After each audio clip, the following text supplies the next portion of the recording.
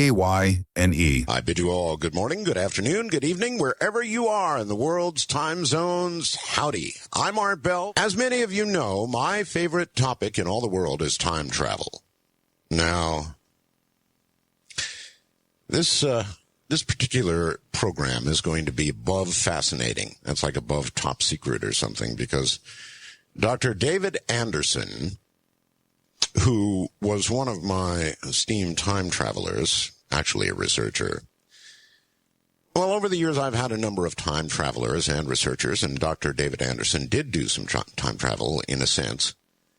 And he, along with so many others, just disappeared. And Dr. Anderson has been gone for years to reappear tonight.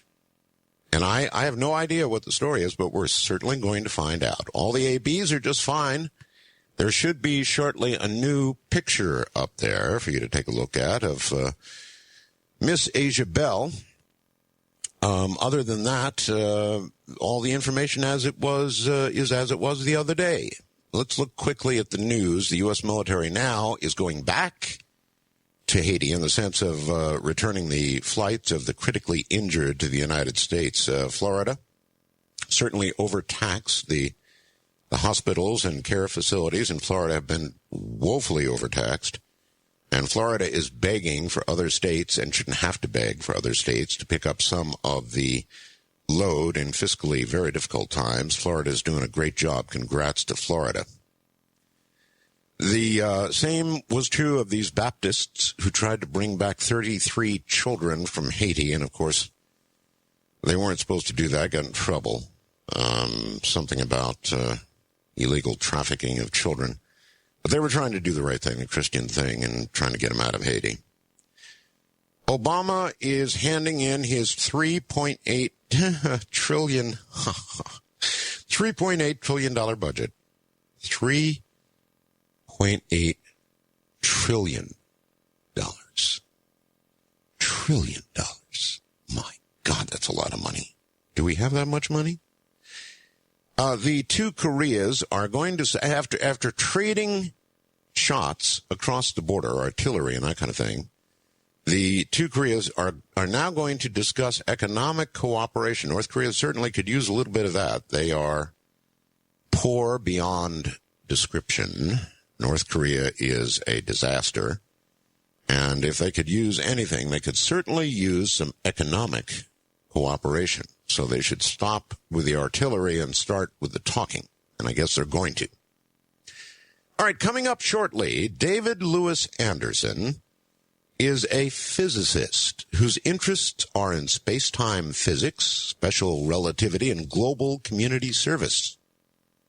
That's pretty cool. Global community service. He was employed at a young age by the United States Air Force conducting advanced research and development of the Air Force Flight Test Center.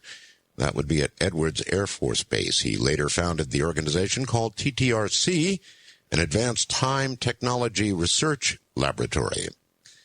David provided one of the first comprehensive overviews of the historical views of time, time control, and time travel in the documentary Time Travel, Journeys into Time. His ideas were later applied to the development of high-performance time reactor systems. This bio just brings up its own questions. For energy production and time technology research at what is known today as the Anderson Institute. David is the president and CEO of Anderson Multinational LLC, headquartered in New York. He holds multiple patents relating to time technology and also for time reactor designs. Time reactor designs. That alone is absolutely fascinating. So, in a moment, Dr. David Anderson. Well, all right, here we go. Been really looking forward to this. Dr. David Anderson, welcome back to Coast AM. Art, good afternoon. It is such a pleasure to be back with you on Coast to Coast, and I'm really looking forward to tonight's show. We've been gone, as you mentioned, for quite some time, and I think we have some really important messages we'd like to get out to people who are listening to your show tonight, and thank you for the opportunity. Oh, you're very welcome. What kind of phone are you on, Doctor? I'm on a landline, but we actually have we don't have landlines in the research center. We're on a satellite connection right now. How's the audio? Okay? Well, it's okay. It's not wonderful. It's usable, but so you're actually on a satellite connection, huh? Yeah, for operational security, we do not have landlines. All of our connections go through encrypted satellite. Wow, I say again. All right, well, look, this is going out of order because you're absolutely right. 5 years ago, man, you disappeared. It's like you were going off the face of the earth, and you were absolutely one of my favorite guests. Now, you, along with a lot of other claimed time travelers, just flat disappeared. I mean, you're not the only one, but you're one, and here you are back. It's 5 years later. What can you tell me what happened? Oh, I suppose I can. If I didn't want to, I suppose I wouldn't be on the show. But many people, since we just became public again, were shocked by our disappearance, and actually, it surprises me when people are surprised. Basically, when we were in operation on Long Island and somewhat public, we had a number of private and government partners, and the visibility and results we were seeing in the work were so profound, and the need to protect it so high, that we decided to go dark and to take the program, if you will, underground and underneath the radar for a couple reasons, why we established a wider network of development competencies and operational considerations, primarily security, control, the technology. And I remember the last time we talked, Art, the results, we had just started, I believe, the testing of our third-generation time warp field generator. And when we hit that third generation, which is only about 2 months after our show with you, realized what we had. And we also realized that we needed two things. We needed desperately to work to control how the technology is applied and used. And second, we really just reached a point, Art, where we needed additional resources well beyond what we had at our facility on Long Island. So we basically, for 4 years, didn't disappear. We've actually been extremely busy building a new global organization that spans all the way from Asia through the Middle East into the Americas. Okay, because it's been 5 years, Dr. Anderson, let's go back and give the folks an idea of where you were 5 years ago. I mean, you were astounding me with what you were telling me you were doing 5 years ago. So if you can kind of recap where you were that long ago for the audience, what you were actually able to do, that'll help as a baseline for us to get started here. Oh, of course. After leaving my role as a scientist with the United States Air Force, we had set up a time research center on Long Island, New York, and we had developed what we had called time warp field theory years prior, and we were able actually to generate within the lab small fields, which we called time warp fields, within which we could accelerate or decelerate the rate of time passage relative to the rate at which time passed outside the field. So essentially, in a small controlled area, we were able to control the rate of time. What was most unique about that, a lot of people think it's unique that we could do it. What we're going to talk about a little bit later, hopefully, is the fact that we're not the only ones doing it. But what was unique is that we found a way to do it with much less input power than was previously thought possible. So essentially, we had created small time warp fields. We were able to accelerate and decelerate time rates. We had a lot of unknowns, a lot of challenges at that time that we had talked about on your previous show.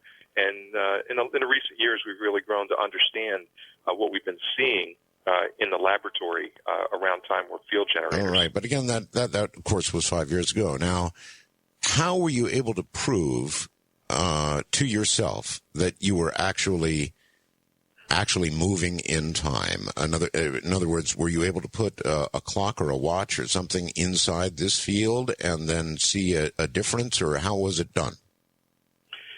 Oh, absolutely. We used all different types of electronic measurement equipment. As you know, there was a lot of debate around our last show about experimentation on living organisms. We never, at that time, what we had focused on, we had also used germination cycles of specific types of plants or seedlings as a reference point in our experiments. So at that point in time, we had used test instrumentation. we also used living organisms in the forms of plants and seedlings that had very, very predictable germination cycles and actually were able to successfully demonstrate the acceleration and deceleration of time. So in other words, put simply, you could put some dirt, a little water, I suppose, into a pot, put the plant in there with the seed sitting there, I guess, in water, throw this thing forward in time, and in just the flash of an instant, or well, maybe you should tell me. In your experimentation, Doctor, how long would you leave the example I just gave inside the field before bringing it out? Linear Earth time.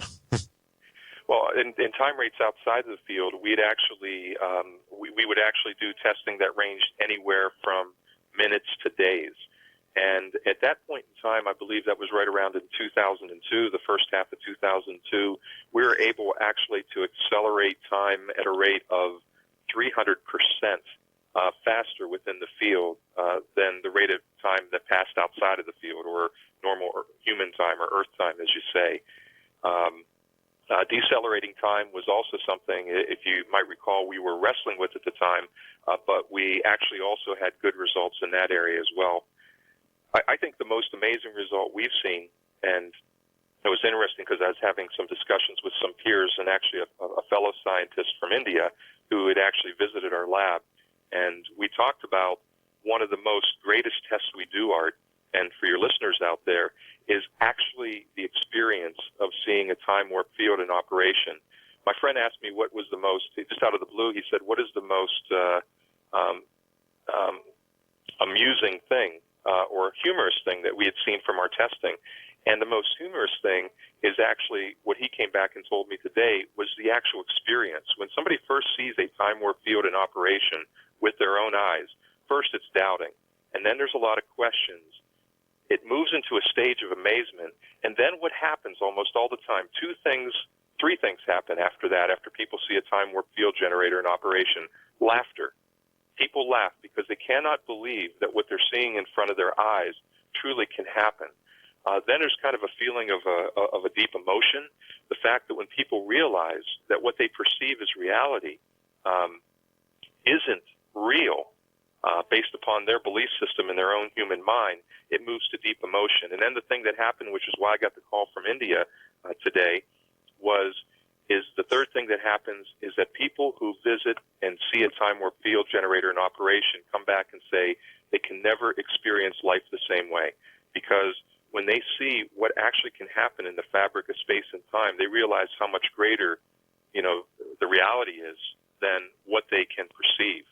Okay, So Doctor, I'm a radio guy. We're radio, and what you're describing right now leaves me very hungry. In other words, I want to, if maybe what you could do for us is, since you've done it so many times and you've watched a time warp field generator run for varying periods of time, the amazement you just told me about, can you sort of visually stand in front of this for us right now and describe what you would see and the amazement that it would generate? In other words, what would you actually see once someone turns on the switch?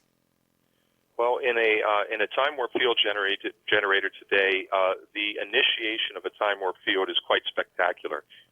Between the combinations of different chemical reagents and high energy lasers we use to excite or initiate a time warp field, very spectacular. A lot of light, a lot of energy, a little bit of sound that the visitors are actually insulated from. The next thing that you see, and one of the most powerful demonstrations we do, is actually, you've probably seen them, mechanical clocks that use the small balls that move back and forth and advance. We actually do an experiment where we reverse the time rates inside the field, slow them down, and then, to a small degree, reverse the time rate. So the clock, you can actually sit there and watch what people perceive as gravity move slower. The clock begins to slow down to a point where we actually, the clock appears almost to stop and then begin to reverse. The clock actually does reverse. The mechanical operation of the clock reverses. The balls move upwards. against gravity, if you will. But in that case, we actually have a visibility issue along the boundary layers of the field that make it difficult to observe that from outside. But it's an amazing experience, and I'm really hoping that many more people will have the chance, and that's one of the messages about disclosure that I'd like to talk about with your listeners tonight. So you've been able to achieve, going forward in time, a 300% increase. In other words, for 1 minute in the machine while it's running, you are 3 minutes ahead. Am I correct?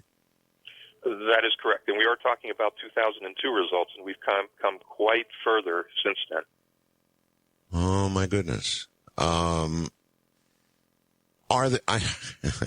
Obviously, with the kind of work you're doing right now, a lot of it is going to be stuff that I guess you can't talk about, but I'm going to push as far as I can, and you just tell me when I can't push anymore, okay?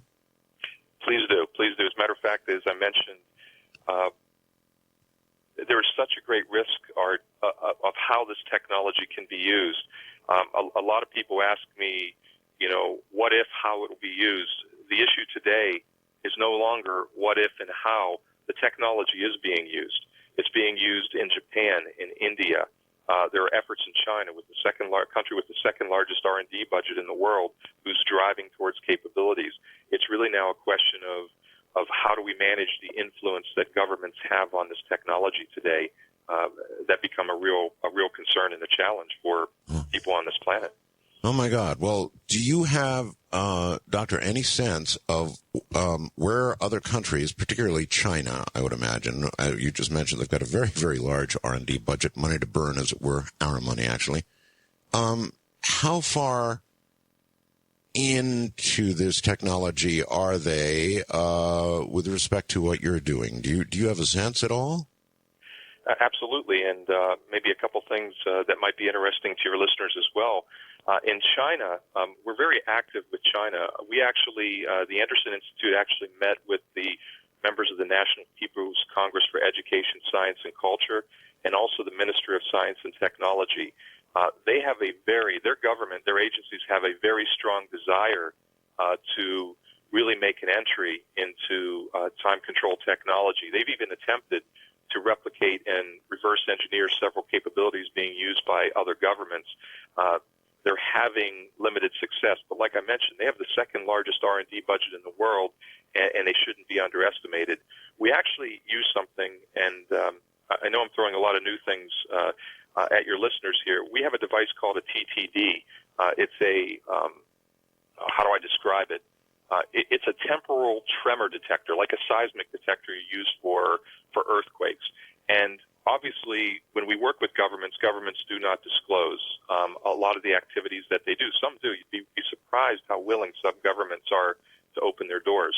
But we use a TTD to measure activity, and what we detected in China are some low capabilities. One of the most interesting areas, though, is not too far from you, just a little bit north in Japan. We do a lot of work in Japan for autonomous control systems for our Time Reactor designs.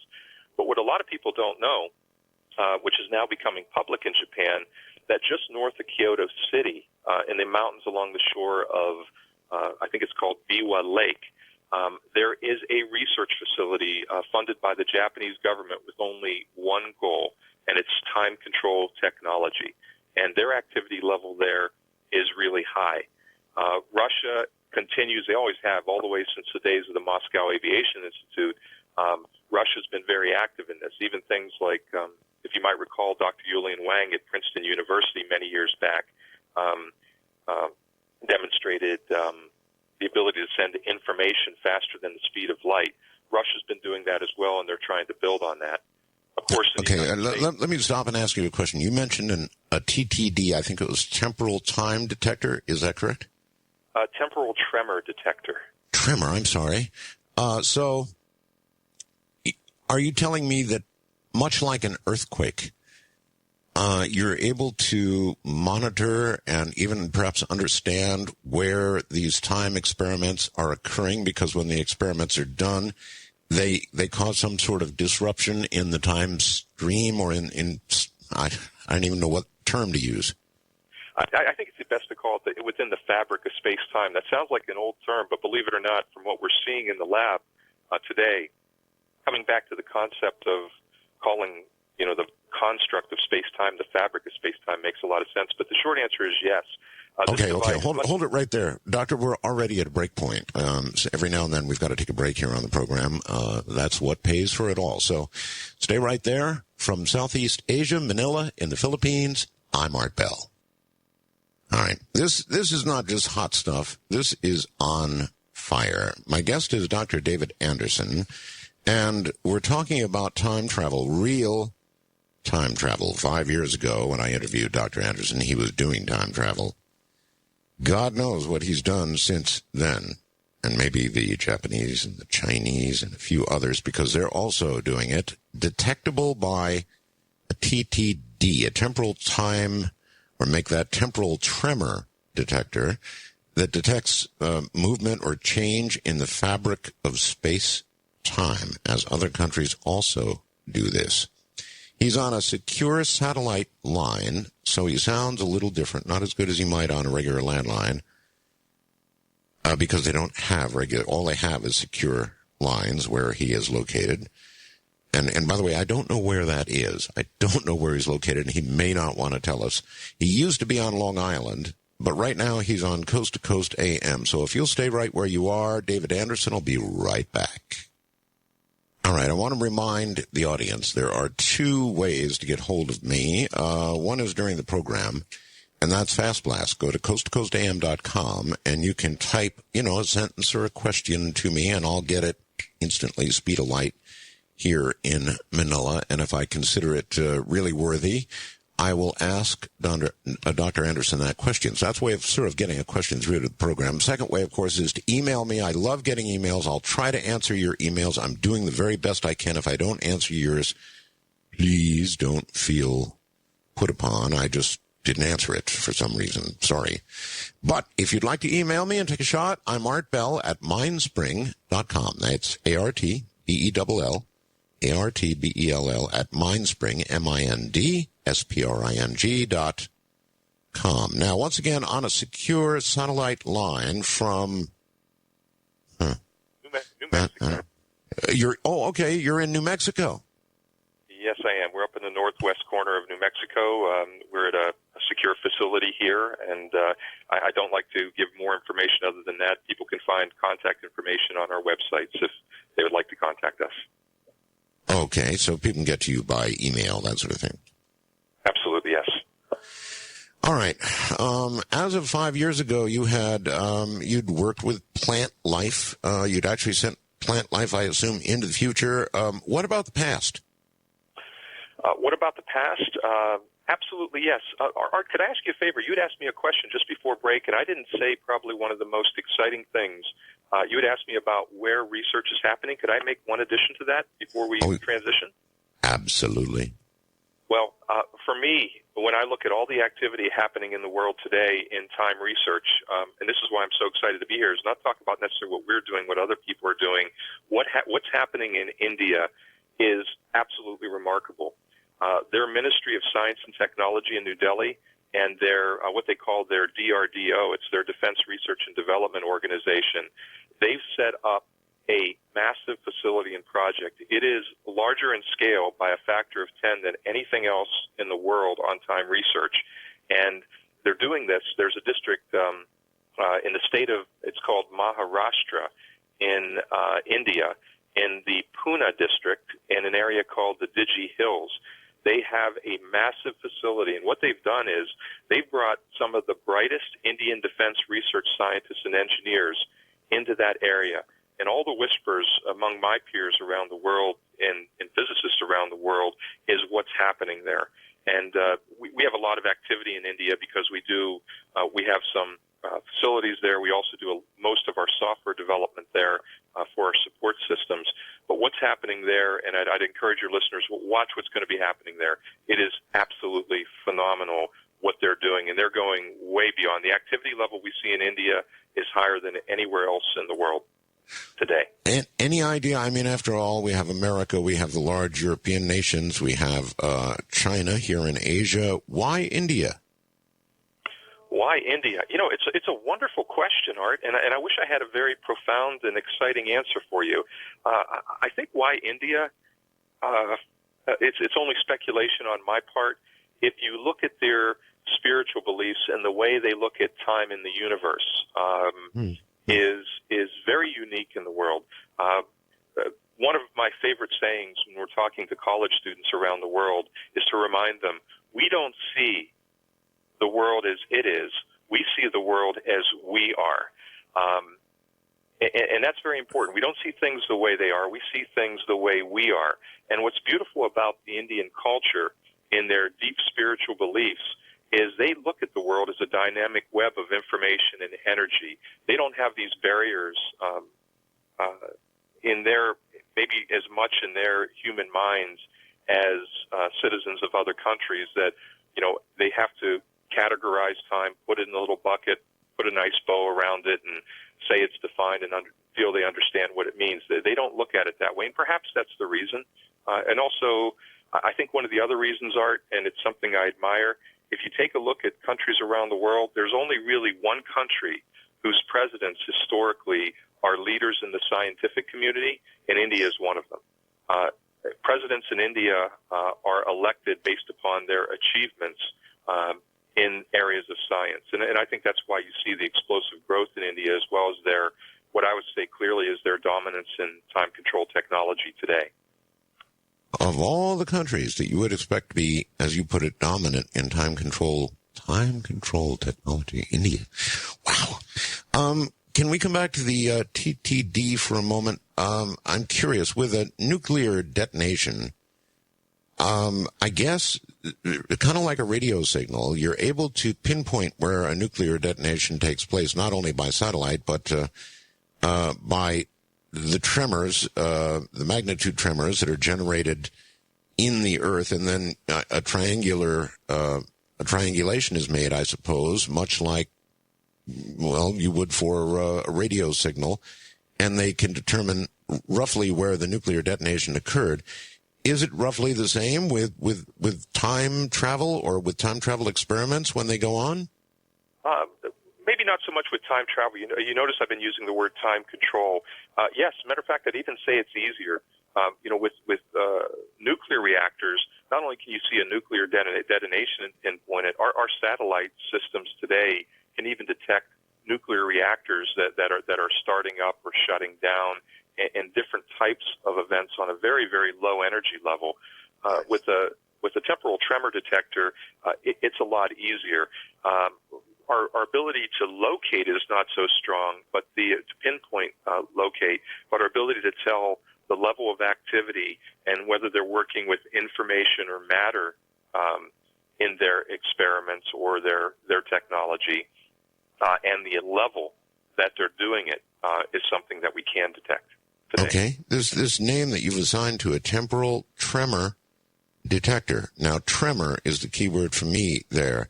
There was a movie, and I can't recall which one it was, in which there was something called time quakes. I'm sure you're familiar with that. In other words, once a paradox or something wrong was done in the course of time travel, it created a tremor or an earthquake in the space fabric of space-time. Is that kind of what you're getting at with a temporal tremor detector? Yes, in some ways, yes. For me, yes. The short answer is yes, Art. But I also see a more important value.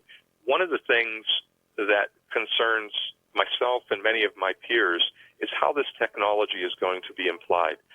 The consequences of misapplication of this technology are extreme and can be catastrophic if it's not managed well. What we're really happy about a TTD is that we can use it and its base technology to determine generally where and to what level experiments are going on, which helps support transparency. For me, that's the most exciting element of a TTD, and also it lets us know truly what the state of the art is in different areas or facilities doing this type of work. Could you use it as you say, has been used in science fiction and movies. I'm woefully not familiar with time travel movies, but could it be used for something like that? Yes, but more in the, if you will, in that moment, not so much looking towards the past or the future. What we're trying to do with the TTD is simply detect disruptions in the fabric of space-time near facilities where work is being done. Okay, let me attempt a couple of questions. You mentioned that once this machine is on, you've been able to achieve a 300% increase. In other words, 1 minute in the machine, 3 minutes of time within the machine have passed compared to operational real time, however you want to put it. Can you tell me how far into the future you have at any point gone? At this point, I did give you specifications on our 2002 results, which obviously 8 years ago. Unfortunately, this is one question I will tell you I can't answer, but I will say at least this, that at least 2 orders of magnitudes higher in results, both in time acceleration and retardation rates. Wow. We have, and I'm not trying to be secret of it. We do have partners all around the world. We have private partners, government interests, and there's certain things that I do have unfortunately, an obligation, my word, not to share. But hopefully, well, that's all right. I told you I'd push as hard as I could. You just let me know when you can't talk about it. Everybody has always told me, including Professor Kaku, that if time travel is possible, travel into the future is substantially going to be easier than travel into the past. Do you agree that is so or not? Oh boy, I can't believe that I'm actually going to disagree with Dr. Kaku because I respect him very highly. Actually, what we're seeing, and we have been seeing for the recent years, is actually we're seeing it more of an equal capability, and it has to do more with the nature of the technology that we've been refining. What we're doing is we're creating closed time-like curves, and for your listeners, what a closed time-like curve is simply it's a term very common in physics, but it's a term used to describe how space-time can be bent in a way that time actually loops back on itself. And since we're generating closed time-like curves in our new systems, we're finding it equally as easy to move backwards in time as well as forwards. Okay. Actually, that is very close to a term that Dr. Kaku used anyway. When I asked him theoretically about time travel, he said, well, not yet, but if it happens, here's how it might happen. And he was talking about folding back space-time and sort of jumping across. And so theoretically, that's how he imagines it might occur. And don't worry about disagreeing with him. In about 4 or 5 instances, things that he had chuckled about a few short years ago, and I've been interviewing him for a number of years, he now no longer chuckles about. In fact, a great number of scientists are working in these areas that were chuckles some years ago. So we don't so easily dismiss anything at all, nor does he anymore. He used to. He used to laugh at the stuff, including UFOs, the possibility of life elsewhere, and all the rest of it. He laughed pretty hard at that. No more. No more. By the way, your show 2 days ago was absolutely wonderful with Dr. Kaku. I enjoyed it immensely, and I'd encourage your listeners to get on Streamlink and listen to it. It's always a pleasure to hear what he's up to. Yes, indeed. All right, you mentioned that there's so many directions for me to go, I don't know where to go, but you mentioned a few moments ago that there were some pretty dire possibilities if there was a mistake or misuse of this technology. Help me out here a little. What can go wrong? Oh wow! If we look at the capabilities for time control, this just has huge implications for society that are just fascinating. It's important, and I'd like to talk about a little bit tonight how important it is that this technology quickly become regulated and be made a little more transparent. But with time travel, some of the benefits are some of the benefits and some of the dangers. with time travel, all the greatest questions about history could be answered. Scientists could research and catalog, for example, extinct species of plants and animals. In our world today, paleontologists have done their best to determine what dinosaurs look like and how they behave, but these are just theories today. With time control technology, we spend a lot of time meeting with people who are not talking about what if. We're way past the what if. It's now how do we use the technology. We could actually determine exactly how dinosaurs look like and be able to study their behavioral patterns.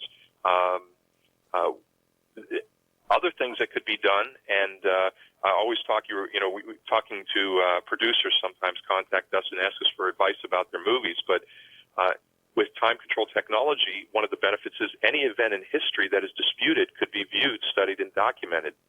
Documentaries, for example, could contain the actual video of the events they're describing instead of recreations. Though most producers I talk to say the recreations are probably much more boring than the recreations are much more exciting than what the actual events would be. Yes, well, as you know, Professor, with wars, for example, the victors write the story of how it all happened, not the losers. And so, as you point out, to be able to go back in history and actually look at how something really happened versus how the victors wrote the story of how it happened would be interesting indeed. My own personal interest, if I could go back to any time at all, remains, as it always has been, to go back to the time of Christ, when Christ was actually alive, and document at least enough so that what other people can take easily as faith, I would be able to know for certain, and that would change what life I have left, I can assure you, Professor. Wow, that is such a common topic that we talk about, both as a benefit and one of the reasons why governments are just so controlling and secretive. They treat time technology as one of the darkest projects that I've ever seen in my experience with the government. But they also see that as a risk, Art. Many governments feel that if we were to view that period of time and watch the life of Christ, and it disagreed with what the church foundation was built upon, it could cause a level of civil unrest that would be very, very difficult to manage. So it's kind of a double-edged sword in that. But there's other things that people talk about, like we could add the exact location of Atlantis to all of our historical maps, and then we could uncover the things you just said. We could uncover in history all the things that we've always speculated about. But there are the benefits are obvious, and they may be wonderful, and it's exciting that this is no longer science fiction. But by doing these things, we really are changing the very makeup of our reality. And do we know what the long-term impact could be on individuals, the human race, and the entire planet? Of course, there's all these benefits. We could do 2 or 3 shows on all the benefits of time travel. But how do we judge what is really useful? When we look at our reality, our world, this planet, this wonderful planet, and all the people on it, the complex web of interdependence that characterizes it in our reality is so complex it seems beyond our capacity to predict the impact. Do we know how it's going to affect human evolution? By manipulating history, are we on the cusp of forcing an unnaturally and quick rate of change? I know a lot of my peers are going to be angry at me as I discuss this, but many of them, the scientific community is split. Half of the physicists I know are screaming who are involved in this. They want to see disclosure, and half don't. And I'm not saying here that scientists and the research agencies involved should turn our backs on developments in the area. I'm just trying to point out and emphasize that we must become aware of the awesome implications of this new area of science.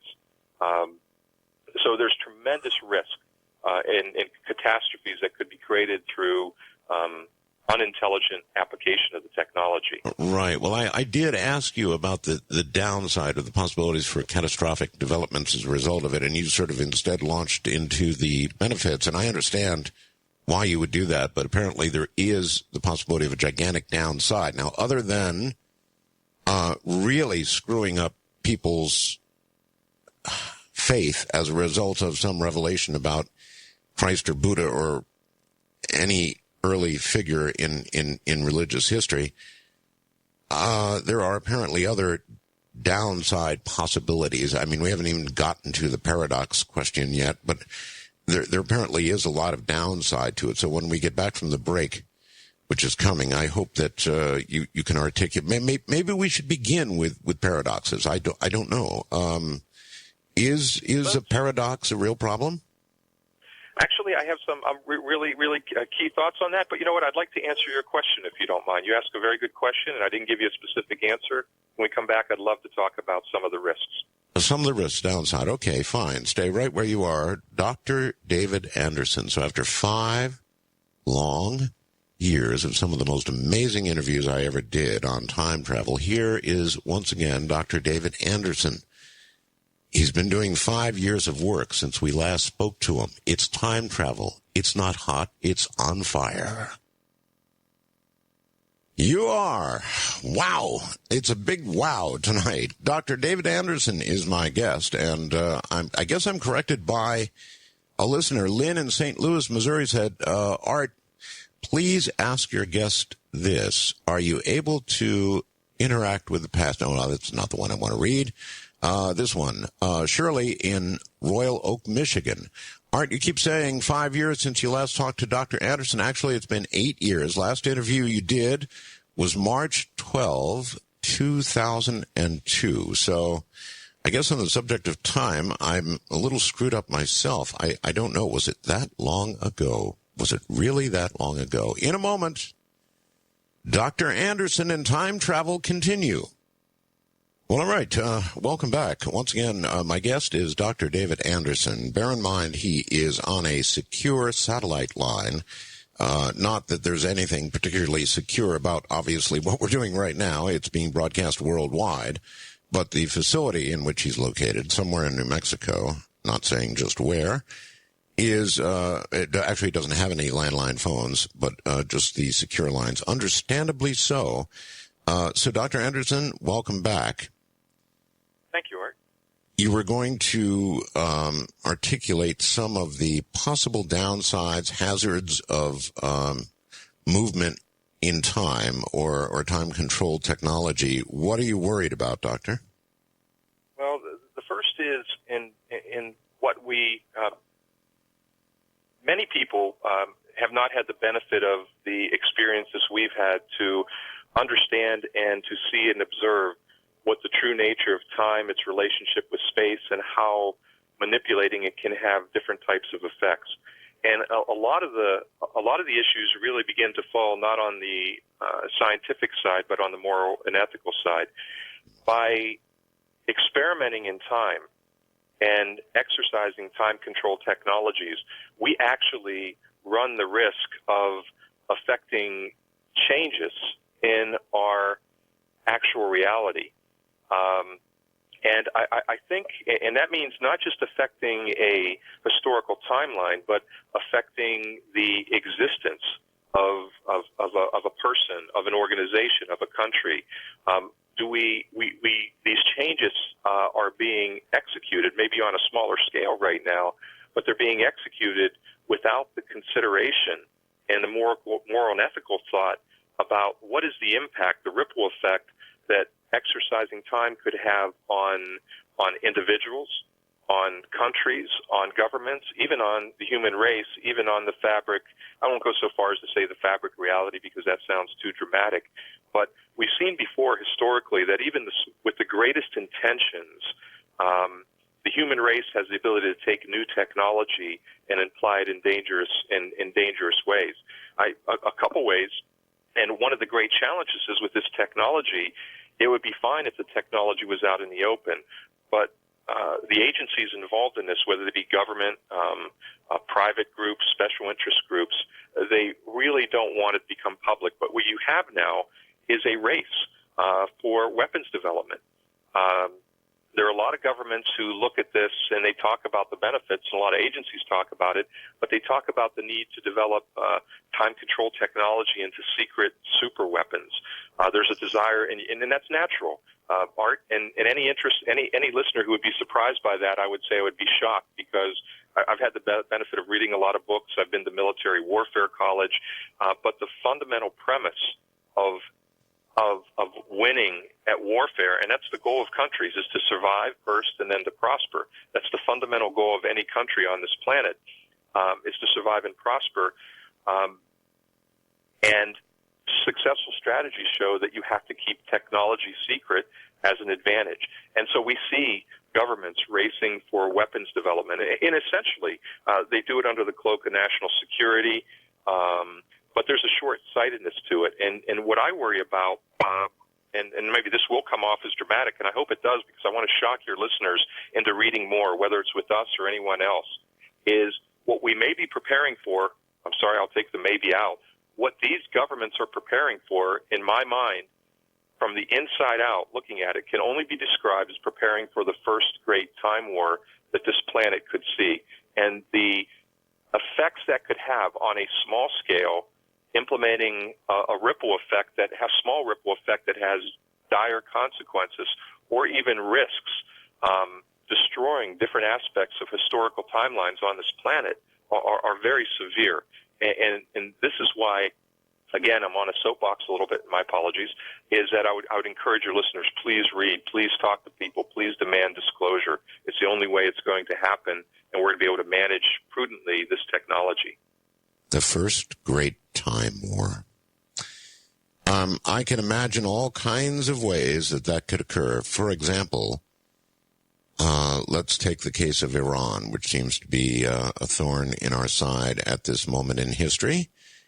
I suppose a government might have an interest in going back to, for example, the time of the Shah, or the end of the time of the Shah, and replacing the current group with a new, more pro-Western group than presently exists in Iran. That kind of thing, is that what you're referring to? Absolutely. And I think those that are in control of time control technologies are working on countermeasures. What they want to see is these countries not succeed in setting this up, because literally you have the ability to potentially re-engineer historical events. And a lot of people will say, hey, Dave, what about parallel universes? I got to tell you, Art, it's a very complicated discussion for radio in this short amount of time we have. But what we see, and a lot of it's based upon the great work of John Archibald Wheeler, who regrettably, he was a friend of mine and a colleague. He passed away last year or 2 years ago, is that this concept of going back and re-engineering a historical timeline and having it branch off into another parallel universe so we can feel warm and fuzzy that our timeline stays intact. What we're seeing from observations in the lab is that is not true. Probably not true. All right. Dr. Kaku, for example, has suggested the idea of, well, if you were to go back and do a paradox, kill your father, your grandfather, whatever, instead of blinking out at that instant, another universe would fork off, and there would simply be a different unfolding reality, so that there would not be a paradox causing, to use the movie term, a time quake and God knows what in the future. And you're saying, and again, that's only a theory on the part of Dr. Kaku. You're saying that's not true, that a paradox done in the past is going to definitely have an effect, and possibly a bad one, or possibly a good one, I suppose, on the future. There's not going to be any forking off. Is that correct? That's correct. And Art, I can't remember actually if it was your quote or my quote, but I do remember us discussing it one time on the radio, is that paradoxes are simply places where our rational minds bump into their own limitations. And it's so true of this subject. Moving through time is like moving through distance. Say you're in your front yard and you walk across the yard disturbing the grass and you come back. It's no different in time. If you move backwards in time, you disturb it. You move forward, you disturb it. But when we talk about, it's different moving through a dimension of space.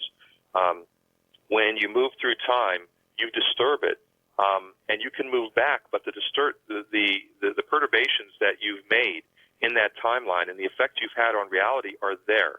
So we actually are actually preparing to write a paper that we hope to publish before the end of this year, that actually provides a theoretical argument, and even backed up by some experimental data about the fact that parallel universes, as they're labeled, I want to be careful because when we talk about hyperspaces, and that's one of the great work by Dr. Kaku that I absolutely love, we do believe in hyperspaces and what we see in the lab, but the concept of parallel universes, that we can go back, affect a change in time, and have it branch off so our original timeline is protected, is just our minds doing what they do. I mean, the human mind's job is to rationalize what it hears and perceives with its own belief systems, and we don't want to believe. And it goes back to what I said before, is we do not see things the way they are. We see things the way we are. And we are products of our biological and cultural evolution, and we look at space a certain way and we look at time a certain way. We forget that that's a cultural issue. There are cultures on this planet that have no concept of time. They have no past, present, and future in their language. It's because they evolved that way. So we have to challenge ourselves. And this is why I mentioned John Archibald Wheeler. Two of my favorite books are Edwin Abbott's Flatland and John Archibald Wheeler and Edwin Taylor's book called Spacetime Physics. And in Spacetime Physics, this book is just phenomenal. I frankly think it's one of the greatest works on space-time physics in the entire last century. And if you read it closely and carefully, Dr. Wheeler was trying to make a point about the fact that trying to overcome the barriers through his story about the parable of these day people and night people. But essentially what he's making an argument is that if you stop, just hypothetically, stop treating time, what you're seeing on your wristwatch, in seconds, minutes, and hours, and the way you believe it, put away your cultural and biological beliefs about time just for a moment as an experiment, and you convert time to meters. Convert your wristwatch so it measures meters instead of seconds, using the speed of light not as a sacred constant of nature, but just as a conversion factor. What happens all of a sudden is this complex world of space-time physics art boils down to algebra. And we do this. We spend time with college students all around the world trying to get the light bulb to go on. If you treat the time on your watch in meters, hypothetically, just for a moment, and you look at the results and what's called the invariance of the space-time interval, space-time and its relationship boils down to basic algebra and a Pythagorean's theorem. That's it. And once you understand that, and this is one of the challenges with, we talk about paradoxes being the place where our rational minds bump into our own limitations. When we can't visualize something, we want to dismiss it or categorize it. When you visualize it, that's when the true discovery occurs. And that's what I liked about Dr. Wheeler's book, is that he helped people visualize, those few who read it and really got his message, what this relationship between space and time was. And once you have that awareness, that awakening as a scientist, everything else just becomes something you can see and feel and touch, not just this abstract world of complex mathematics. Well, I'm sure you understand, Doctor, that there are several people out there at this very moment, perhaps millions, unable to visualize what you're talking about tonight and probably dismissing it and going, oh, come on. And by the way, just for the sake of accuracy, Shirley in Royal Oak, Michigan, is she correct? Was the last interview March 12, 2002? That's correct. Maybe that 5 years was in a parallel universe or an alternate timeline, Art. But that is correct. Shirley is correct. Thank you so much. Okay. So Dr. Anderson has done time travel, folks. If you're just joining the show, 8 years ago, we did a series of interviews. I forget. I don't know. It was 3 or 4, something like that. But at that time, you were doing things like putting clocks in this time field that you've created, and actually observing the change in time. And then you use some more mechanical clocks. At that time, you were not doing living organisms, but you've done plants. And I guess now I've got to move ahead and ask you, in this last 8 years, have you used living organisms, mammals? The short answer to that is yes, without going into a lot of detail, yes. All the, what I want to say, all the restrictions are off. The reason we had, and honestly I didn't know at the time, but other agencies also who are having similar problems around the world, who are doing work independent of us, is we had problems with the boundary layer, and we were talking about the radiation effects of frequencies being Dopplered upwards into dangerous radiation levels. We've overcome that problem, as well as other institutes have, and now they're very active with... Wait. Boundary levels, what are those? Oh, I'm sorry, I just referenced one of our last shows together, and that's not fair to your listeners. In our first and second time warp field generators, we could create this spherical field that accelerated or decelerated time rates in the center of the field. But the challenge was, as you moved across the boundary layer of that field, where the time rates were accelerated to where the time rates, let's call them for the moment, were normal, we had very strange effects. So as we move things in or out of the field through that boundary layer on the border of the field, very bad things would happen to living organisms. They would, for example, die, which is not a good thing. Okay. How did one get past that problem?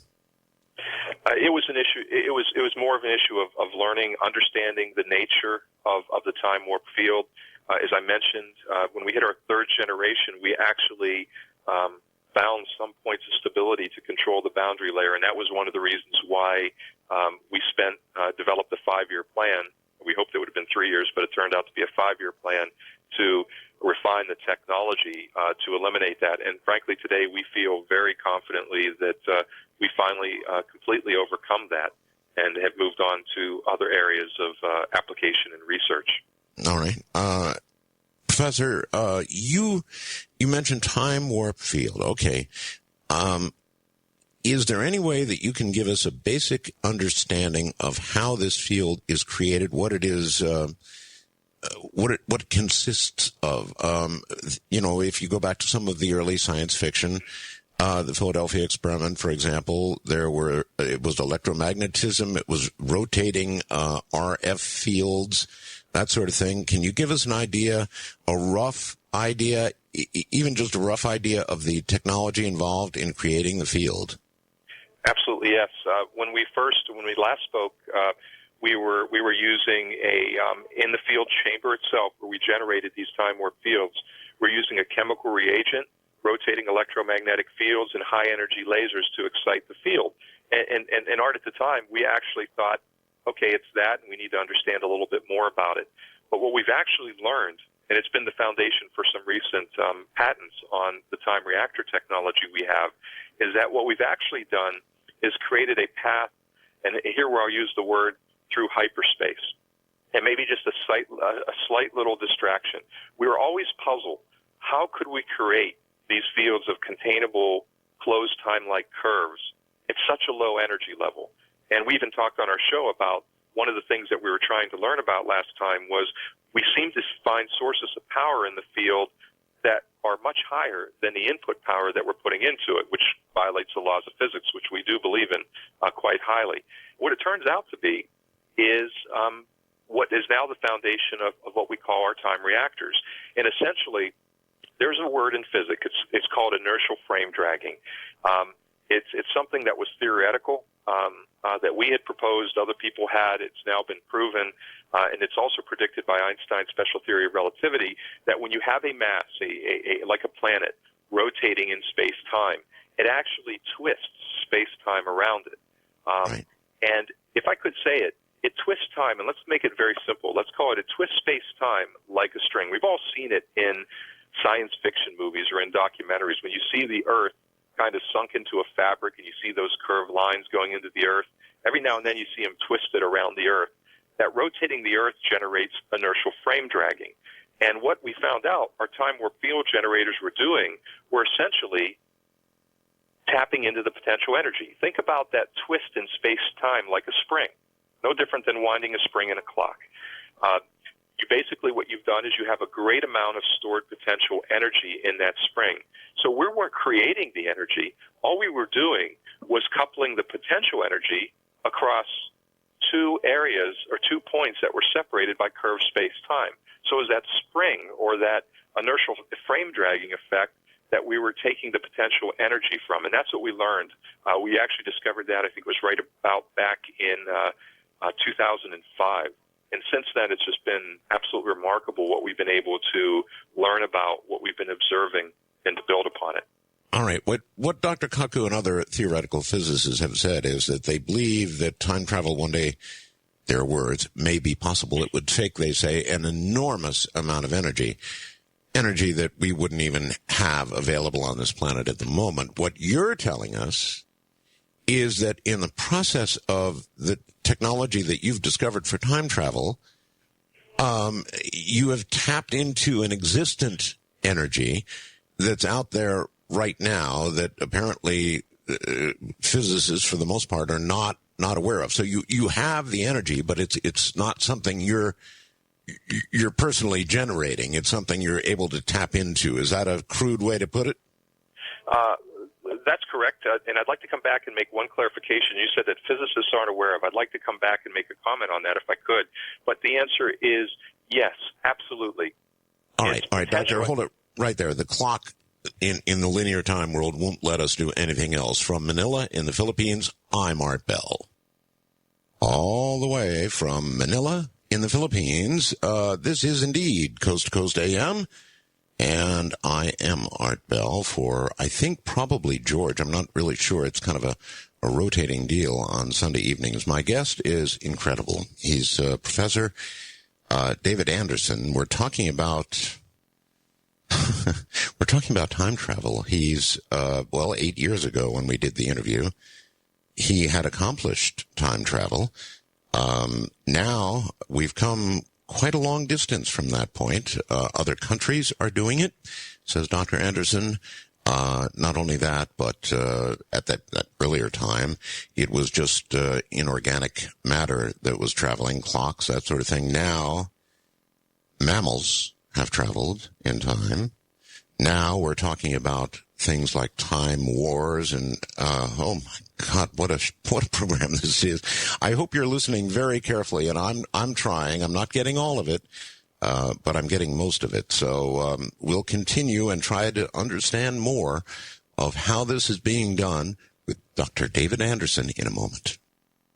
Professor, you said other physicists, are aware of this to some degree, and, obviously, governments are, and I would imagine you've had a number of visits from our government. It's hard to even know where to start in this category.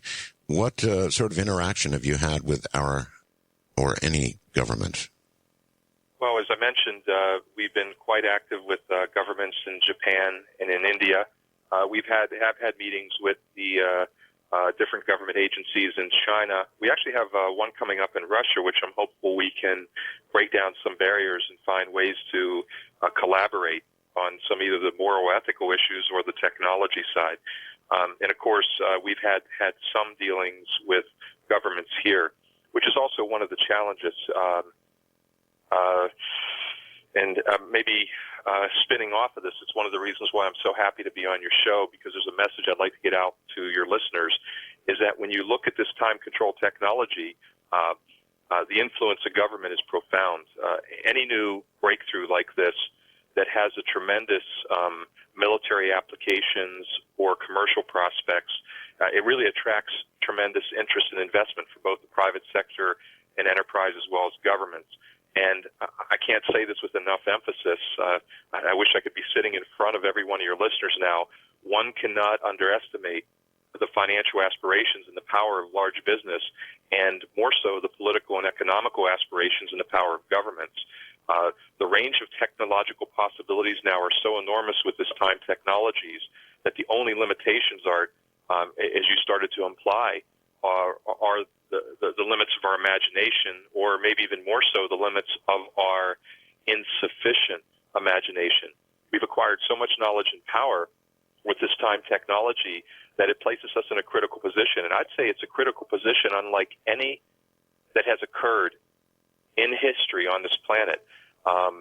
If we look at human ethics and we look at our history, And we look at the philosophical basis underlying all that. There's a clear recognition that says the greater knowledge and power we have, the greater the need for moral responsibility to serve as a foundation to guide it. And art, until recently, we could look at our planet and we could say that until recently this has been highly affected, but only barely. I mean, we've danced on technologies and almost destroyed ourselves.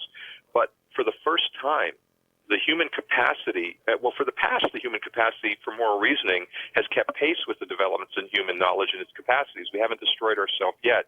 But with this era that we're going into with time-control technology and the way it's being played with now and exercised around the world, the gap between the moral reasoning of these governments and our technological capacities has reached a critical point. And I could give you 40 or 50 reasons why governments, I literally could, 40 or 50 reasons why they would not want this to be disclosed. But it's being kept secret. There are physicists, there are scientists who are very active in that. But as far from the government and the private interest perspective, they will never release it. But in my mind, and as well as I mentioned earlier, a lot of physicist friends of mine, the scientific community is split on those on the inside of this. Half of us feel probably that transparency is the only way that we're going to guide the moral and ethical application of this technology. But art's going to require something that's never been done on this planet before. We're going to have to knock down all the political barriers, all the religious barriers, and to look at this issue as one human race on this planet. Good luck with that. Lynn in St. Louis, Missouri has a question I think will help clarify things for some people. Please ask Dr. Anderson, are you able to, we'll do these one at a time, are you able to interact with the past, or are you simply an observer? I guess the answer to that is you're able to interact. You've made that quite clear. Yes, both. Are you able to change events? Yes, it is possible. It is very possible to change events. The only thing that would be different, thank you for the question, by the way, to your listener. The only thing that would be different than what's commonly understood, a lot of people feel changing events creates paradoxes. What we're seeing is paradoxes. That's a limitation in the way we look at the science or the observations we see. The reality is that walking through your flower bed and walking back again, you've changed that, and it's no different than walking through time. When you walk through time, you change. When you walk back, it doesn't erase itself. It doesn't create paradox. You've effectively changed and had a ripple effect that has touched other parts of this reality, which is one dynamic web of information and energy, which means you might have introduced changes that have no effect at all. They're insignificant, minor, completely not observable, or you may have created ripple effects that could drastically change the course of this planet and human race. God. It's not all that frequent that you hear a scientist call for controls of the technology that he's working on, whether it be genetic work or any other leading edge field right now. Scientists are loath to call for any sort of moral, ethical controls on what they're doing. So it is unusual to hear that, Doctor, and I can only assume that what you've seen and what you know has pushed you to the point of actually publicly calling for controls in this area, yes? Yes, I think I think this technology, and it's not just me, Art, I just happen to be lucky and fortunate to be on your show. This technology, we feel, has exceeded the ability, at this time at least, of, let's call it our leaders or the people who are in control of the technology to apply moral reasoning to it. We have some very serious questions to answer. What do we do with this knowledge? How do we handle it? Who should have access to it, given its social and personal implications in relation to literally anything, anyone, even the entire planet? I mean, these are just a few of the questions that are raised. And we feel that, many of my colleagues feel, that this burden does need to lie on the scientific community. We have to carry a big part of that. Have you sent a human into the past?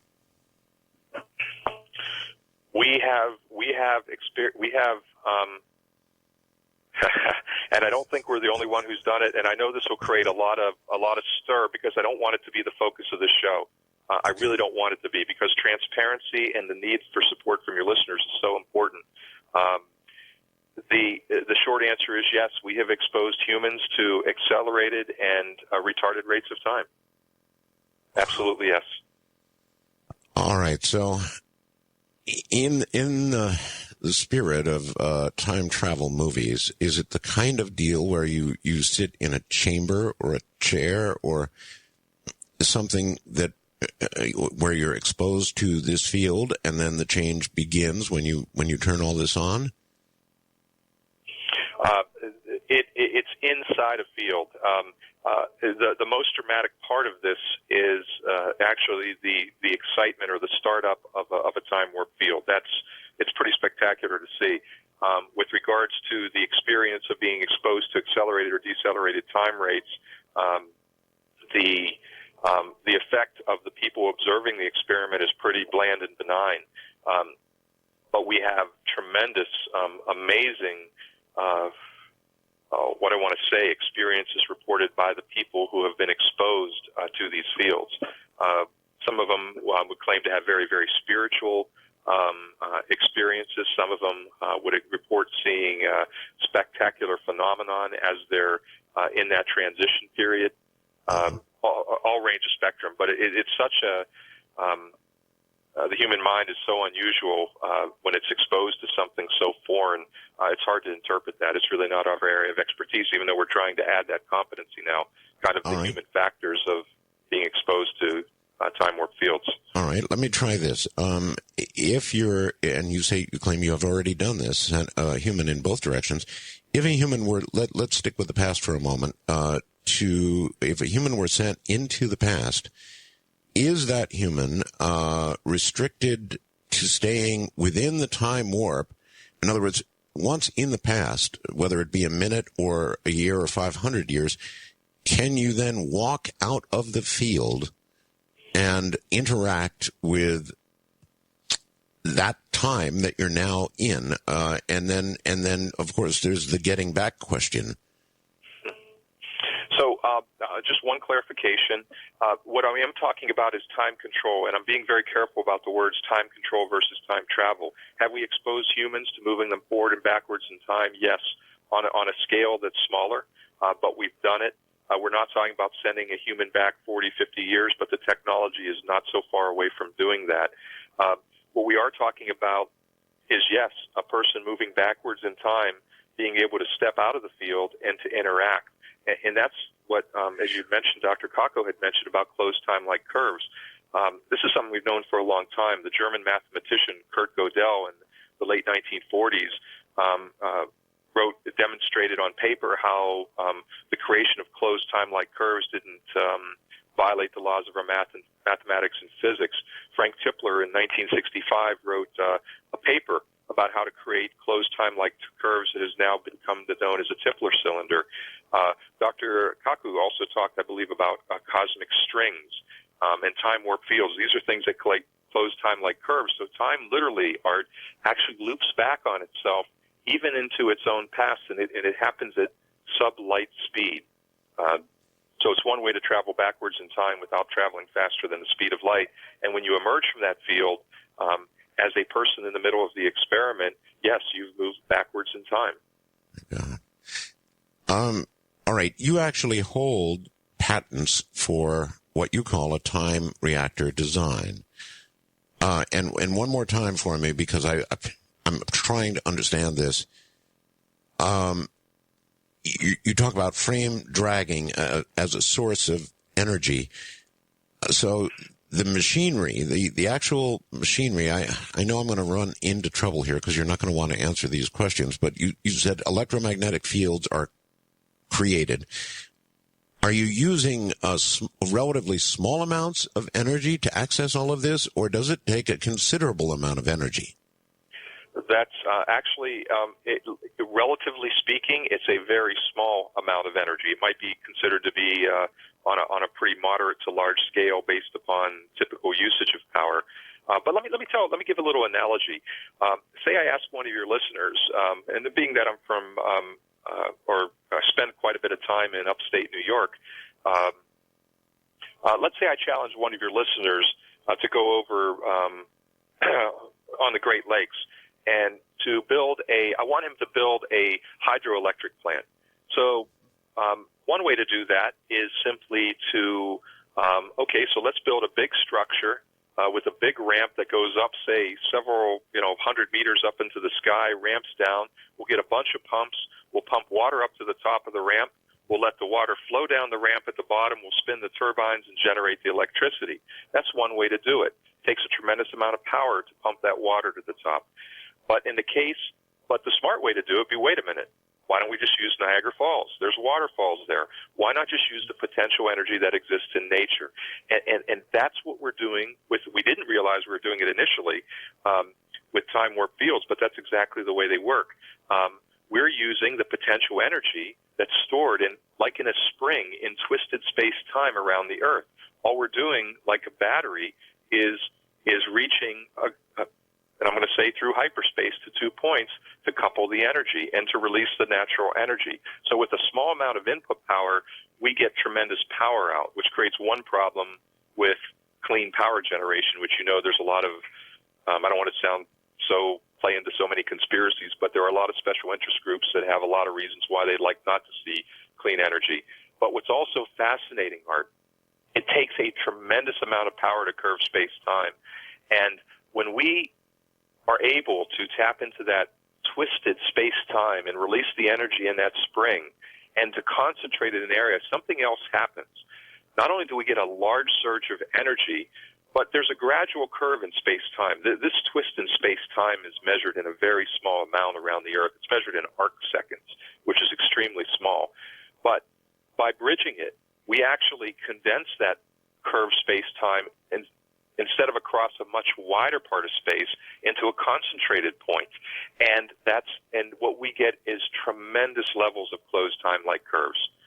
So it's not just the power generation, it's the generation of powerful fields of closed timelike curves using energy that exists in nature. And it's sometimes amazing to us that more people haven't really looked at this as a source of potential energy. We looked at wind, we look at sun, we look at the tides, we look at water. But there's a tremendous amount of energy surrounding this planet on a scale that dwarfs what we generate in power generation facilities today.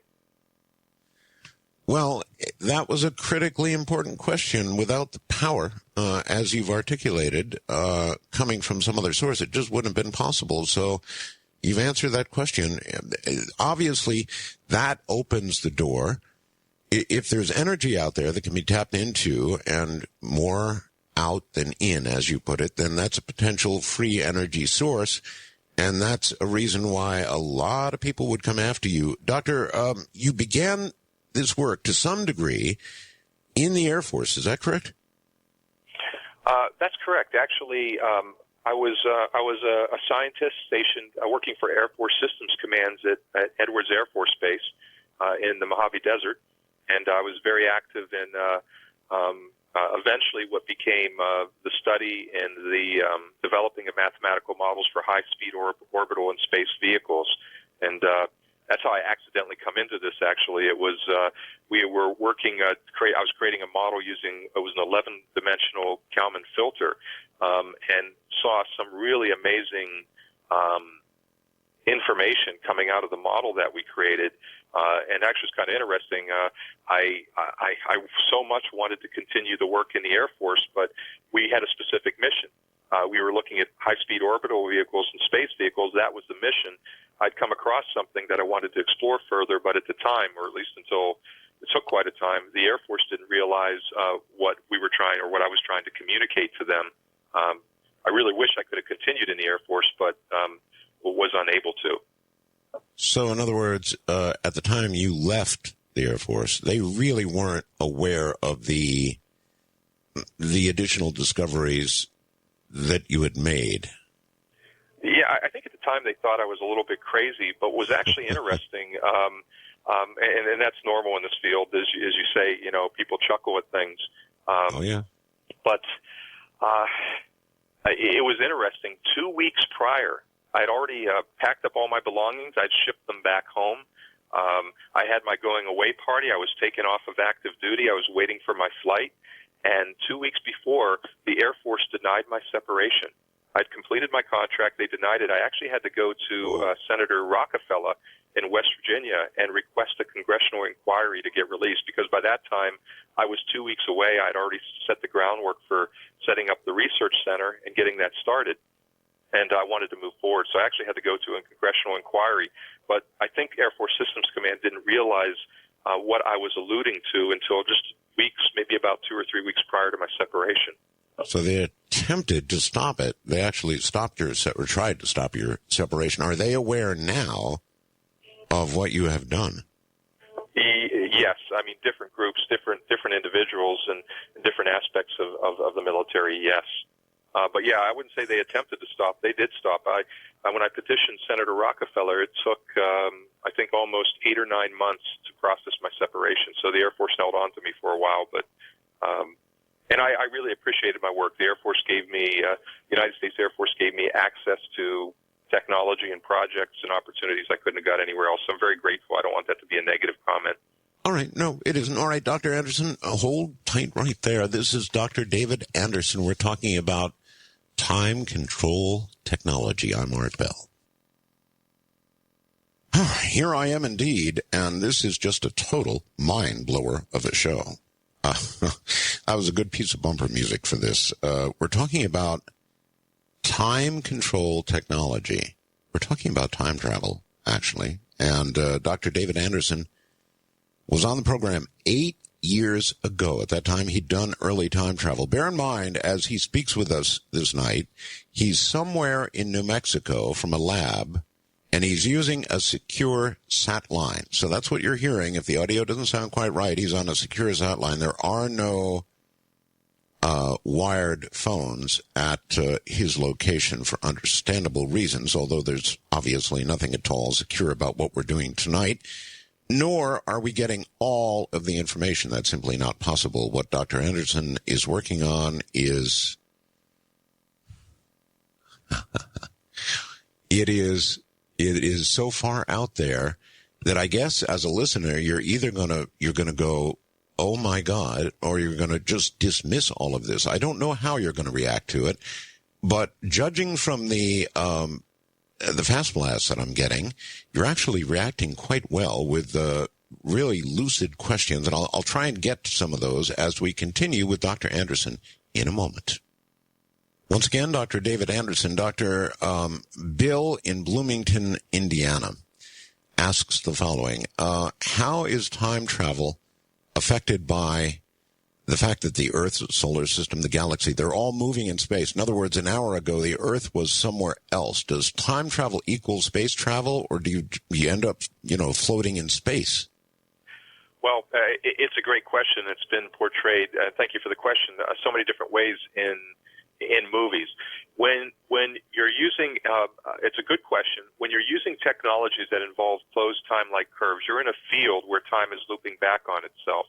So essentially you're staying in the field and moving with that field of closed time-like curves. There's a lot of questions. I understand where the question is coming. If you had a hypothetical technology that did not use a field of closed time-like curves and they traveled, say, back 10 minutes in time, well, the Earth is, hurtling through space at this tremendous speed, you're going to materialize in the empty space. In the case of any type of time control technology, no matter what it is, that's using closed time-like curves, you are going to experience that transition through time within the field. So you're moving with the field itself. Okay. You mentioned a number of moral, ethical problems associated with this technology, and I can certainly understand them.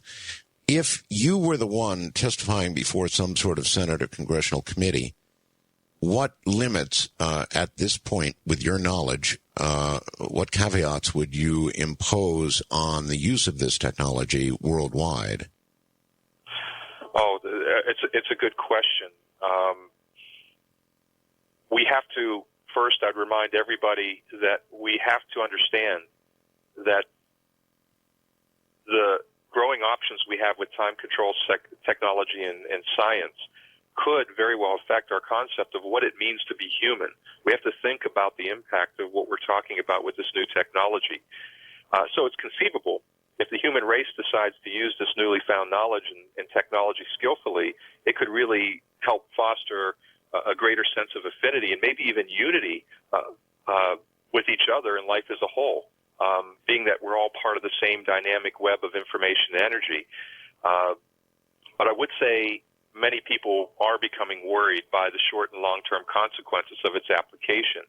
I feel part of the solution is that we have to close this gulf that separates the scientific community and the general public, that frankly, in the most part, not the only part, but the most part, is caused by the lack of transparency in governments and organizations developing time control technology. I feel, though, Art, we have to, as scientists, the onus should be on us in the scientific community. We have to demonstrate that there are no long-term negative consequences in the application of the technology. We have to adopt complete transparency on all the possible implications that time control technology could have for individuals, the human race in reality. And we have to provide something that's never been done before, transparency to every detail of its actual use. And given I'm sorry, I don't mean to laugh, but I mean, do you honestly expect governments to adhere to that kind of rigid rule? I mean, governments are going to be using this immediately for political warfare reasons, and imposing the kind of controls that you're talking about. Just, it's not going to work with government. They're not ready for it. We're not ready for it, Doctor. Well, I would say that I'd have to say it's too late for the question. I guess so. It's too late. It's too late, Art. And I think this is what I want people to understand. And it has nothing to do with the Anderson Institute and our work over the last 20 years. Given the tremendous pace of development in time control science, we have to find a way. It's urgent to refine our capacity for moral reasoning so we're equipped to address all the challenges, the moral challenges that this new situation brings. We can't wait for, like we always have as a race inhabiting this planet, for a series of responses to emerge in an organic way. We have to confront the reality of our potential future and past and tackle the problems. And we have to do something we haven't done before. It's a great question you ask, but the question's too late. We now have to do something if we want to avoid that great time war and the dangerous repercussions and potential catastrophes this technology could have on this planet and the people of this world. We need to examine these questions and this problem from the perspective of global ethics that is grounded in a recognition of fundamental human values that transcends religions and science. We can't look at it in terms of government borders, political borders, scientific borders, religious borders. We need an educate. You asked me what to do. We must be more critically aware of what we're developing, what we're applying, and why. We have to have a higher level of collective effort than what we've ever seen yet on this planet. We need to have educational imperatives that must be directed to scientists as well as all people. Given that the stakes for the world are so high, the decisions about the course of research, what do we do with the knowledge, how do we apply the technology, can't be left in the hands of scientists. It can't be left in the hands of business interests. It can't be left in the hands of government officials. We need to develop solutions with a much higher public involvement, whether through debate, through media, through public consultation, or the actions of grassroots pressure groups. Perhaps we need a Pandora. I heard you talking about that the other day on your show. But that's what we need to establish. The challenges are so great, and the dangers for the misuse of technology are so global.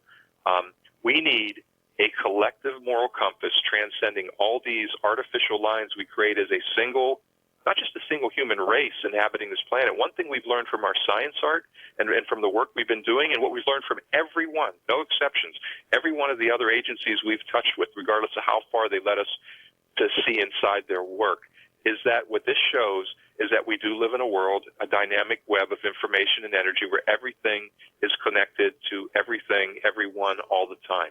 And we see this now. We know this now. But we need to advance our capacity for moral reasoning as a civilization inhabiting this planet, or the consequences could be very grave. Well, I hate to be a pessimist, but if we need everything that you just described, we're doomed. Which I've always sort of thought anyway. I just don't see... Oh, Art, no. I honestly don't see how governments and people can come together with the kind of transparency that you're talking about, knowing the way we are is the way we are, and it's just not going to happen. All of human history is on my side in this. So I guess, but on the other hand, maybe it's such a powerful technology that aren't you taking a terrible chance by even coming on the air tonight and talking about the advances since we last spoke? Isn't it a terrible risk? Art, it's wow, you just touched on what I'll say is a very deeply personal issue for me. Yes. I can't tell you not just myself, but people who are around the work we do. And I've seen it in other areas too, even though through the cultural gaps, our relationships with other agencies sometimes are a little more formal, but where we've got personal. Personally, I can tell you from my own perspective, the amount of loss I've had has been severe to be involved in this work. Honestly, I don't think and I won't go into details on the show, I've lost so much as a result of pursuing this work that I don't think it could ever get any worse. So for me, I'm not concerned about that. I do feel an ethical responsibility to a lot of members of my team, and I have a lot of empathy for people in other agencies doing work. But I tell you, Art, and I can't underline it enough, a person cannot underestimate the financial aspirations and power of the large businesses who want this technology, and the political and economical and military aspirations and the power of governments. They're so strong. Forgetting the fact that the potential energy power generation capabilities we're talking about, then you bring in the special interest groups and the oil lobbyists. You can understand why we stay a little bit private and why, to expand our network, we went, if you will, dark for a period of time. Not to sound so clandestine, but that's what we did. Well, clearly you did. You've been away from the public eye for 8 years, and I imagine even kind of at a private level, you've been more or less disappeared for 8 years. Here's another question for you. With respect to time travel to the future, is it possible to simply observe? And if so, the world is at a very, very critical juncture. I suppose you say that at any moment in history, but truly it seems as though right now we're at a very critical juncture. Wars looming. There are always wars, but religious differences that, drive airplanes into buildings. And it's just a pretty rough time all the way around. Nuclear proliferation, going at a very fast clip. Have you looked into the future with respect to time control technology itself or the world situation, period? Are you able to look into the future very far and see what's ahead for us, Doctor? Well, the short answer to that is yes, to some degree. And there are a lot of reasons to look into the future. There's a lot of temptation to say, let's look into the future and retrieve information for the future for, cures for diseases like diabetes, AIDS, cancer. Yes. Viewing into the future to see what happens. These are tough questions. This comes back to the moral compass. We're very tempted. And on occasion, we see the ability to send information forward and backwards in time, the ability to view through time. And the question is how much. It now becomes to the question, and it's one of the things some members of our teams, and actually the team in India is amazing. I'm going off on a little bit of a tangent, but to these questions about do you view in time, not view in time, they're so far along on the technology, they're developing all the operational procedures, protocols, the regulations that guide its application. They move beyond the technology. They're developing the infrastructure and the policies and procedures around how it can be applied and used. We have a lot of temptation to look into it. We're still learning. We're still kind of in our lab, in our labs that are spread out around the world. We're still kind of in a little bit of a wow state when we realized back in 2005 that we were not generating power, but we were tapping into a naturally occurring power. It really kind of caught us off guard. And like before, we spent many years trying to refine the boundary layer issues that we had. We spent a lot of time, now that we've learned a little bit about where this power is coming from through using the potential energy, we're now working to understand that. We're tempted to look forward and backwards in time, but we're really trying to apply that same ethical and moral compass to our own operations. But I got to tell you, we've seen some interesting things. We have a young lab technician here who's going to publish his first scientific paper, and a lot of people are aware of many free energy claims, like with zero-point energy and the work of Nikola Tesla and others. He's actually writing a paper that he believes they were doing maybe the same thing we are doing. We accidentally tapped into a naturally occurring potential energy. This isn't the free energy, speculation of fictitious things. This is a potential energy that's proven to exist around the Earth in curved space-time. And what he believes, I shouldn't say we, because this is all his inspiration, and he's done tremendous work, is that he believes that what Nikola Tesla was tapping into, and many other of these zero-point energy reports, are based upon tapping into curved space-time technologies that actually coupled the potential energy between 2 points in space-time through hyperspace or through this space. Okay, here's one for you. Dr. Anderson, as far as I know, and the audience knows, you're the first one to tell us about all of this. Now, you've mentioned that India is perhaps even ahead of us, or ahead of yourself at the moment, that China's working on this. How did time control technology proliferate? Is it a situation where these other countries were working in parallel, doing parallel work with what you were doing, or did your technology get in their hands somehow? I think it's a mix of both. I wish there was a very specific answer, but I would go back and make a comment. That comment would be is that this has been going on for quite an amount of time. People talk about sending information backwards in time, and we talk about projects like the NEC funding with Princeton and Dr. Yulian Wang's work. Mm-hmm. Russia, for example, was doing similar experiments to that funded by the government back in the 1960s. I know that for a fact because when the former Soviet Union went through its challenges, we actually purchased, the TTRC actually purchased some of the assets of the Moscow Aviation Institute and the research they were doing in these areas. So I think my message, it surprises me, and maybe that's part of my plea. Please understand, this technology, some of it, yes, we have partners where we share technologies, and of course, we compartmentalize a lot. We're not as open as we'd like governments to be sometimes, so I'm slapping myself on the wrist right now for all your listeners who are calling me a hypocrite. But we do feel responsibility not to protect the technology from a point of power and superiority, but from ensuring that it's not shared too widely until there's a moral compass. But many of these groups have come upon their own approaches to the technology. Some have built upon, and honestly, I would say the great work done in Russia back in the 1960s. They've built upon that. They followed that and really extrapolated it to wonderful levels. And other groups have come up with totally radically new things that we never would have considered.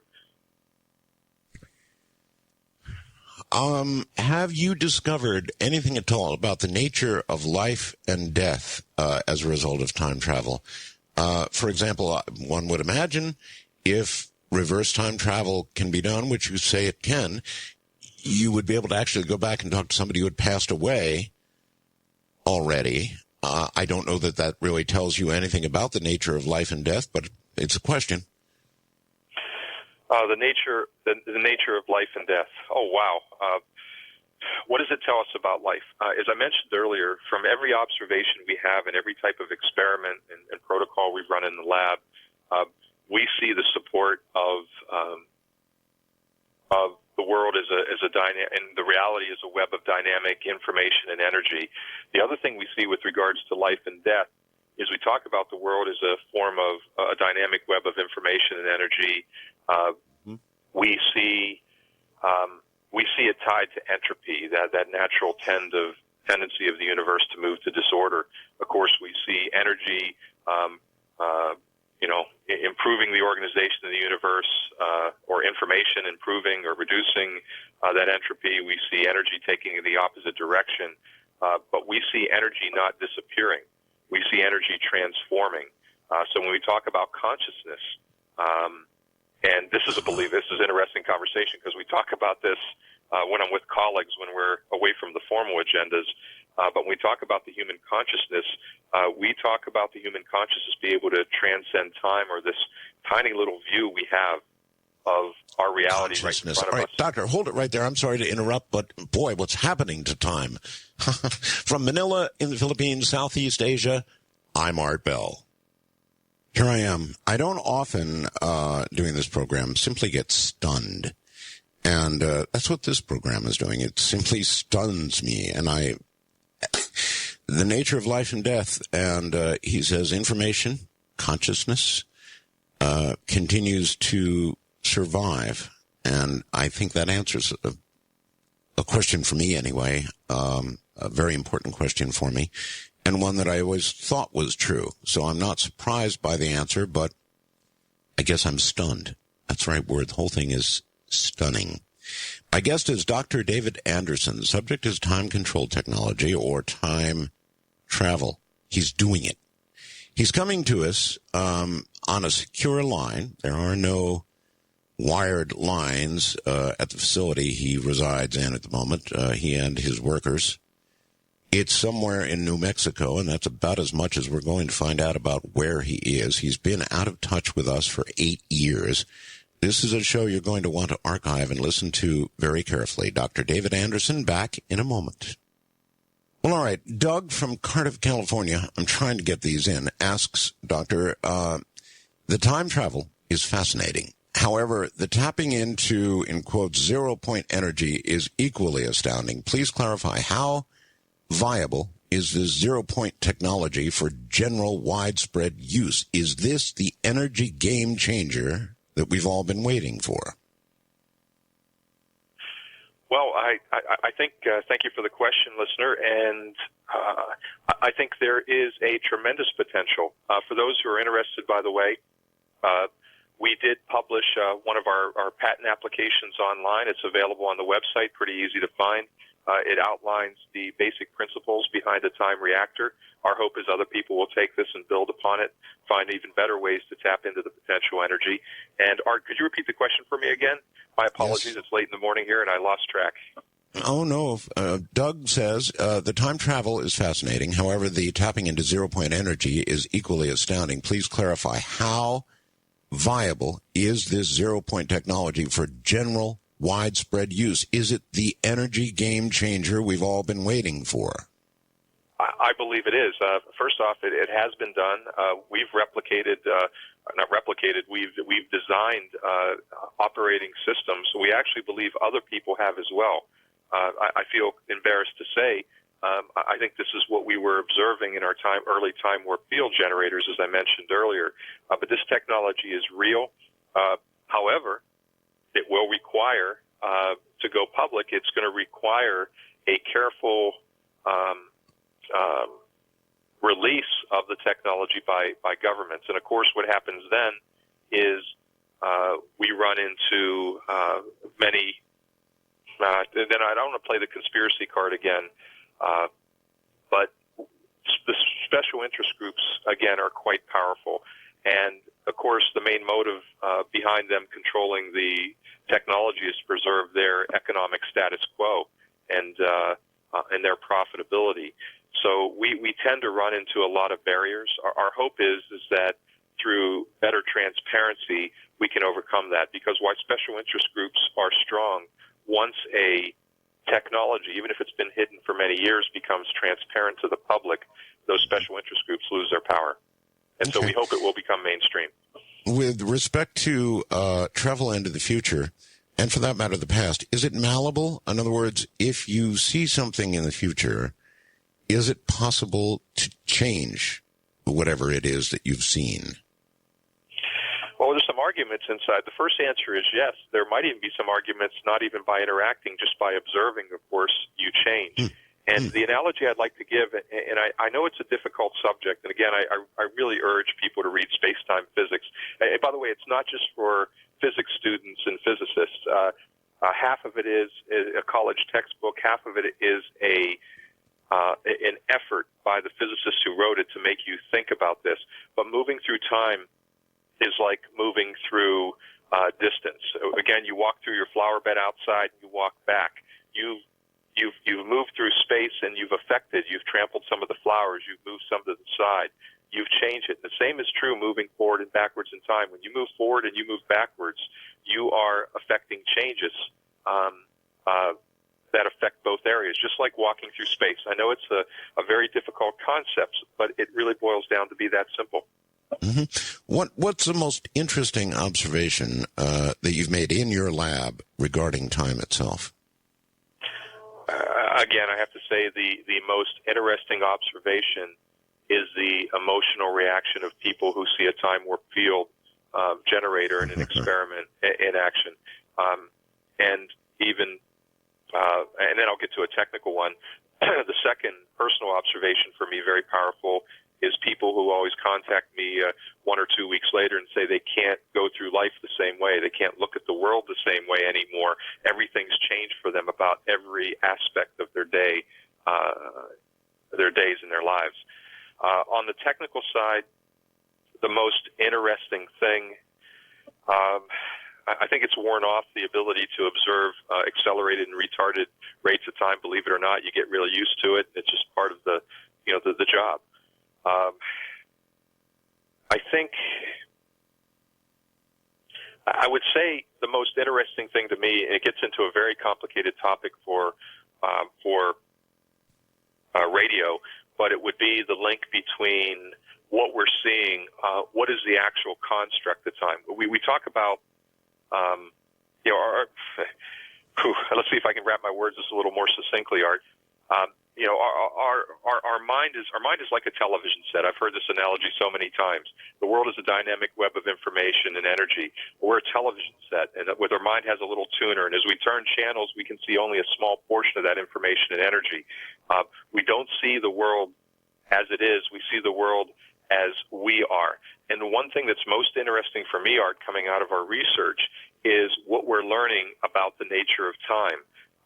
And our hope is actually to make some, and it would be so exciting for me, to make some contributions to string theory. Why we don't agree with the concept of parallel universe, the most interesting for me is we look at the nature of time, we now begin to start understanding why, from our perspective as let's call it three-dimensional beings, why it appears to us that the theory of everything would be an 11-dimensional theory. We begin to see that, and believe it or not, we begin to see time as a sphere. And that's going to sound really abstract as well, very difficult for radio, but we begin to learn things about time that we can visualize, and that's exciting for me, and that's interesting for me. Well, earlier you mentioned to think of time as a measurement. In other words, as time passes, to think of it as movement in meters as opposed to movement in seconds or minutes, correct? That is correct, and that is exactly what it is. And it is so simple. If you can just eliminate a couple thousand years of biological and cultural evolutions, forget the fact that you see things the way you are, not the way the world is, and you accept that for a moment, the physics, space-time physics, and the nature between time and space boil down to algebra that you can see and feel. Sorry, a little bit of too much there. No, that's all right. Actually, it makes a lot of sense to me, because the only way that human beings could, originally there was nothing. Before the Big Bang, there was nothing. Therefore, there was no time. Once the Big Bang occurred, there were objects. There was this planet, then there was the moon. We could watch the moon move. And as we watched the moon move and the stars move and other planetary bodies move, we could measure. Hence, we began to understand that there was time. So time itself is only realized by movement. I'm not a physicist, but I can understand that from, it's hard. It's all hard to put into words, Professor, but... Well said. Well said, Art. I mean, we touched on information energy and the eternal consciousness. In our minds, in my mind, sometimes the Big Bang was just a small thermal instability. That dynamic web of information and energy was there before, it's there during, it's there after, and it'll be there at the next Big Bang as well. And that eternal consciousness that's buried within that web of information and energy will always be there. Will always be there. Has there been a moment in the development of this technology all these years, Professor, when you've said to yourself, I guess I should stop. This is too much. Our world, our society is obviously not ready for it. I should just bury this and go away. Well, yes. I mentioned that when we essentially went dark back in 2002, a big reason was we saw amazing results. We needed more resources and technologies we didn't have. We needed to expand. I was very concerned then for two things. I was very concerned about employees at the Time Research Center on Long Island. I was quite concerned for their safety. I mentioned to you I've lost a lot. Not a topic I go into on the radio, but I've lost way too much. But I was also concerned about the lack of a moral compass. And in all honesty, I would not have brought our work back into the public at this time if I didn't think it's too late. It's too late to keep it to the side. And I would encourage, and I'm hoping, and I do believe that other colleagues in different areas of the world, totally independent of the Anderson Institute, are going to begin stepping forward, talking about the work that they're doing. I think it's too late. The question, again, would be a question in my mind, Art, that it's a little too late now. Now the technology is in the hands of people, some of which will be prudent, but as you mentioned, as a human race on this tiny planet, we haven't done a great job at knocking down those lines and working as a unified, group. And we need to accomplish that. And now it's too late. The technology is in too many people's hands. It's at different levels, fortunately, depending on which country and which agency you're speaking of. But the technology is there. You mentioned, Professor, that India is pretty far ahead in all of this. Have you had any feedback from India or those working in India on the moral, ethical implications and concerns? Are they concerned as you are? I would say yes. These groups, I think it's difficult. There's a fear in some of these groups. Depending on where you are in the world, the situation could even be worse than we're in. I think most people that I associate with, my peers and my colleagues, different physicists, different scientists and engineers, they share this. And as I mentioned earlier, the scientific community is split. It is completely split at this time on whether or not this should be brought forward. Personally, I feel it's too late. I think your question is a very good one. Should this have just been stopped? Should it have been delayed or avoided until we developed the moral and ethical reasoning as a human race and got past some of our more petty problems to manage it? But it's simply too late. And I think many of the colleagues I work with will realize that. And as I mentioned, this is a little bit different. It's been within our capacity to dance along the line, say, with nuclear energy and somehow find a way to survive. Not saying that the verdict is out on that yet. But with time-controlled technology, the ripple effect and the complexity of what it could touch and the potential catastrophe is so big that I would say that I just hope people do. And that's one of the reasons why we've come forward and one of the reasons why we're launching a big educational program to make people aware of what's not happening just with us, but with other people, and to begin arming people with information about these views on time, space-time, and time control technology that they can use and ask intelligent questions to themselves, as well as to put pressure on their representatives and their governments wherever they are in the world to step forward. So there are ways that somebody could tamper, for example, with the past. You remember the butterfly effect? In other words, I guess what I'm asking is, wouldn't it be so easy to make a very small change that made a very gigantic change, or do small changes remain small changes without great effects on the future? Or is it possible that the butterfly effect works and, instead of the butterfly flapping itself and creating a little wind that becomes a typhoon, or, however that works? I guess I'm asking,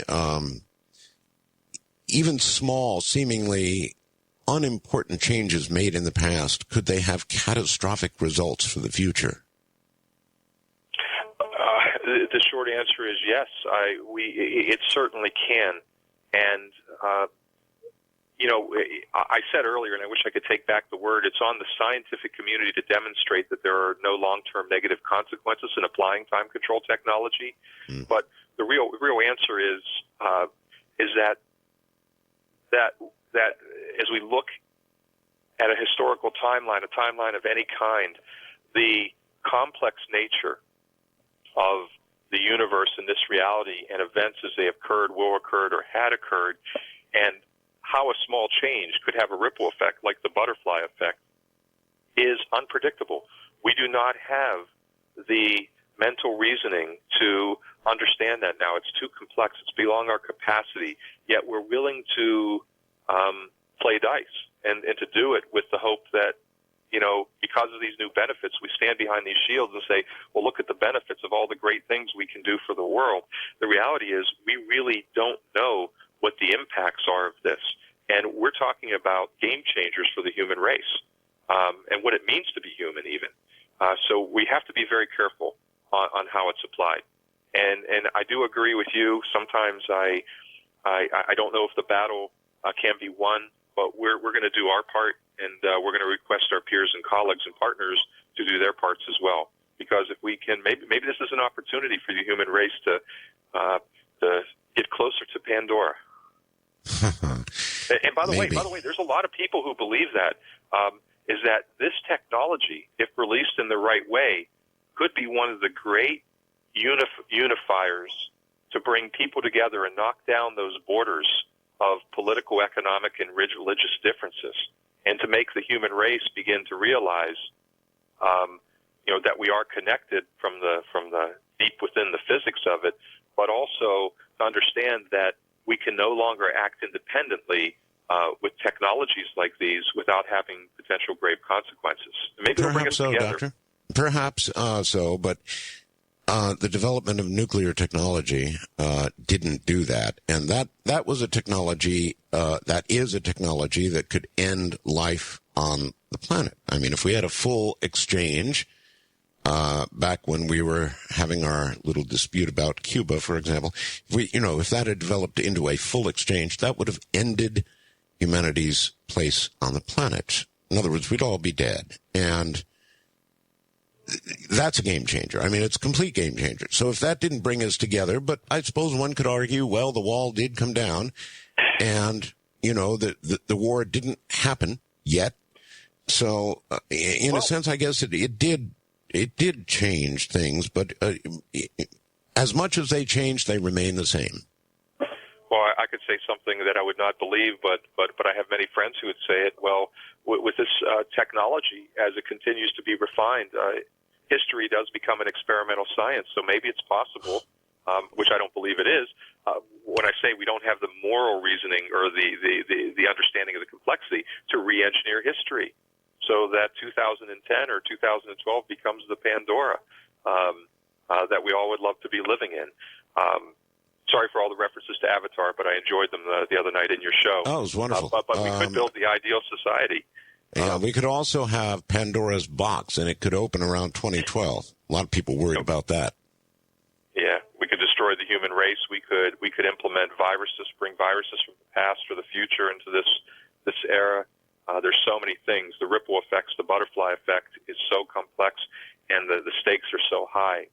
I really truly meant what I said, is that this technology, just this existence alone, makes people question what it means to be human, but the application of it could radically change what it means to be human. Okay. All right. When we come back from this next break, I'm going to open up the phone lines, and I'm going to allow the audience to ask you questions about time control technology. So I've sort of hogged you for this whole part of the show. If you'd be willing to answer questions from the audience, that's what we'll do next. Are you up for that? It would be a pleasure, Art. Okay. Well, it's one of those things where nearly anything goes, Doctor, so stay right where you are. And when we return, Dr. David Anderson will answer your questions about time control technology, his words, for what obviously is time travel. He has accomplished time travel. He's actually done it, folks. So, whew, what a program. Every now and then we stumble into one that just stuns me. This is one of those. From Manila in the Philippines, I'm Art Bell. Here I am. What an incredible program. My guest is Dr. David Anderson, and he has accomplished time travel. He calls it time control technology. And we've had 3 hours of the most amazing program I think I've ever done. This is after 8 years.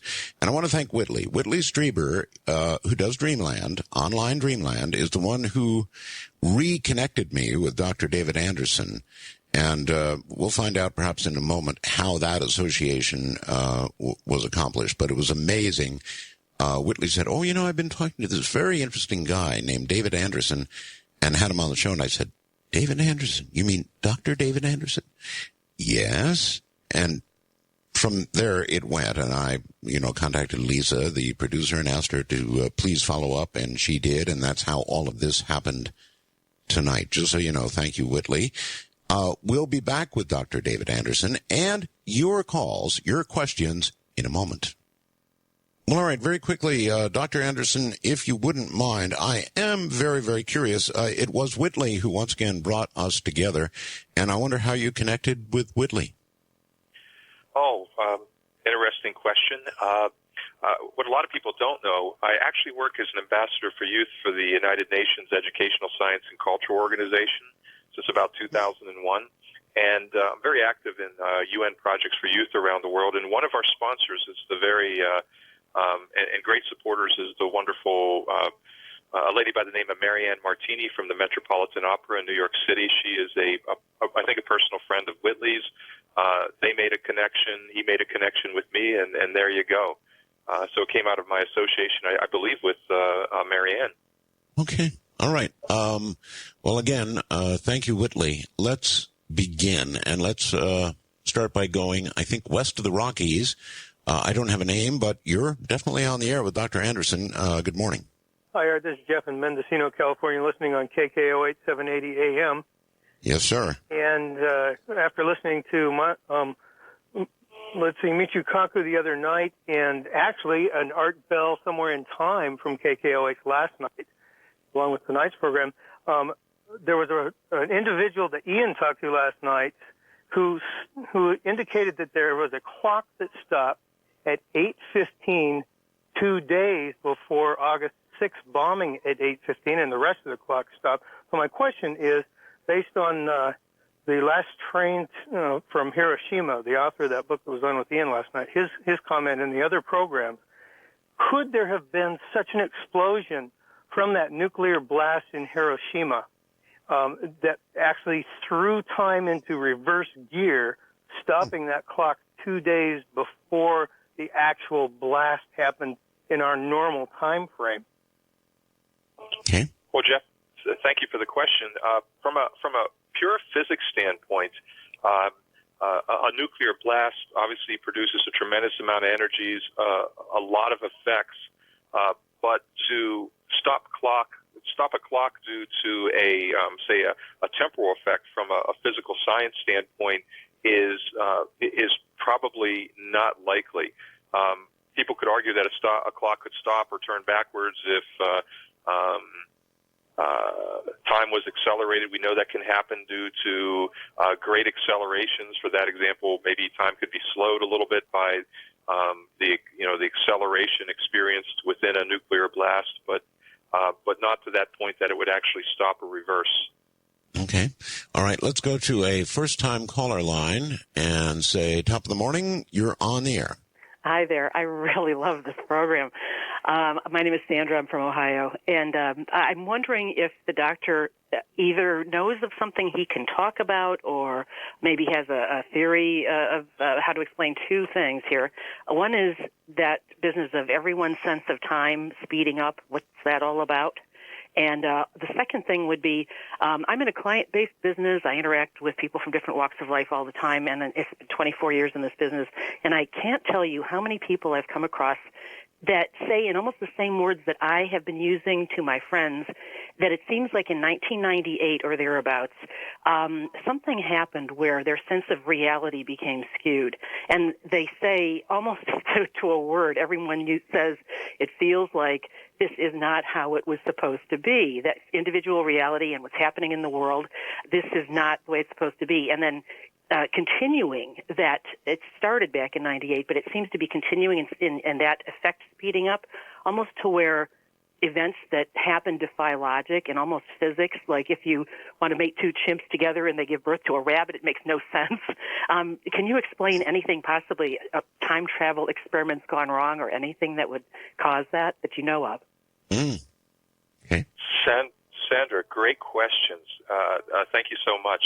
First off, with regards to sense of time, I go back to just a handful of words.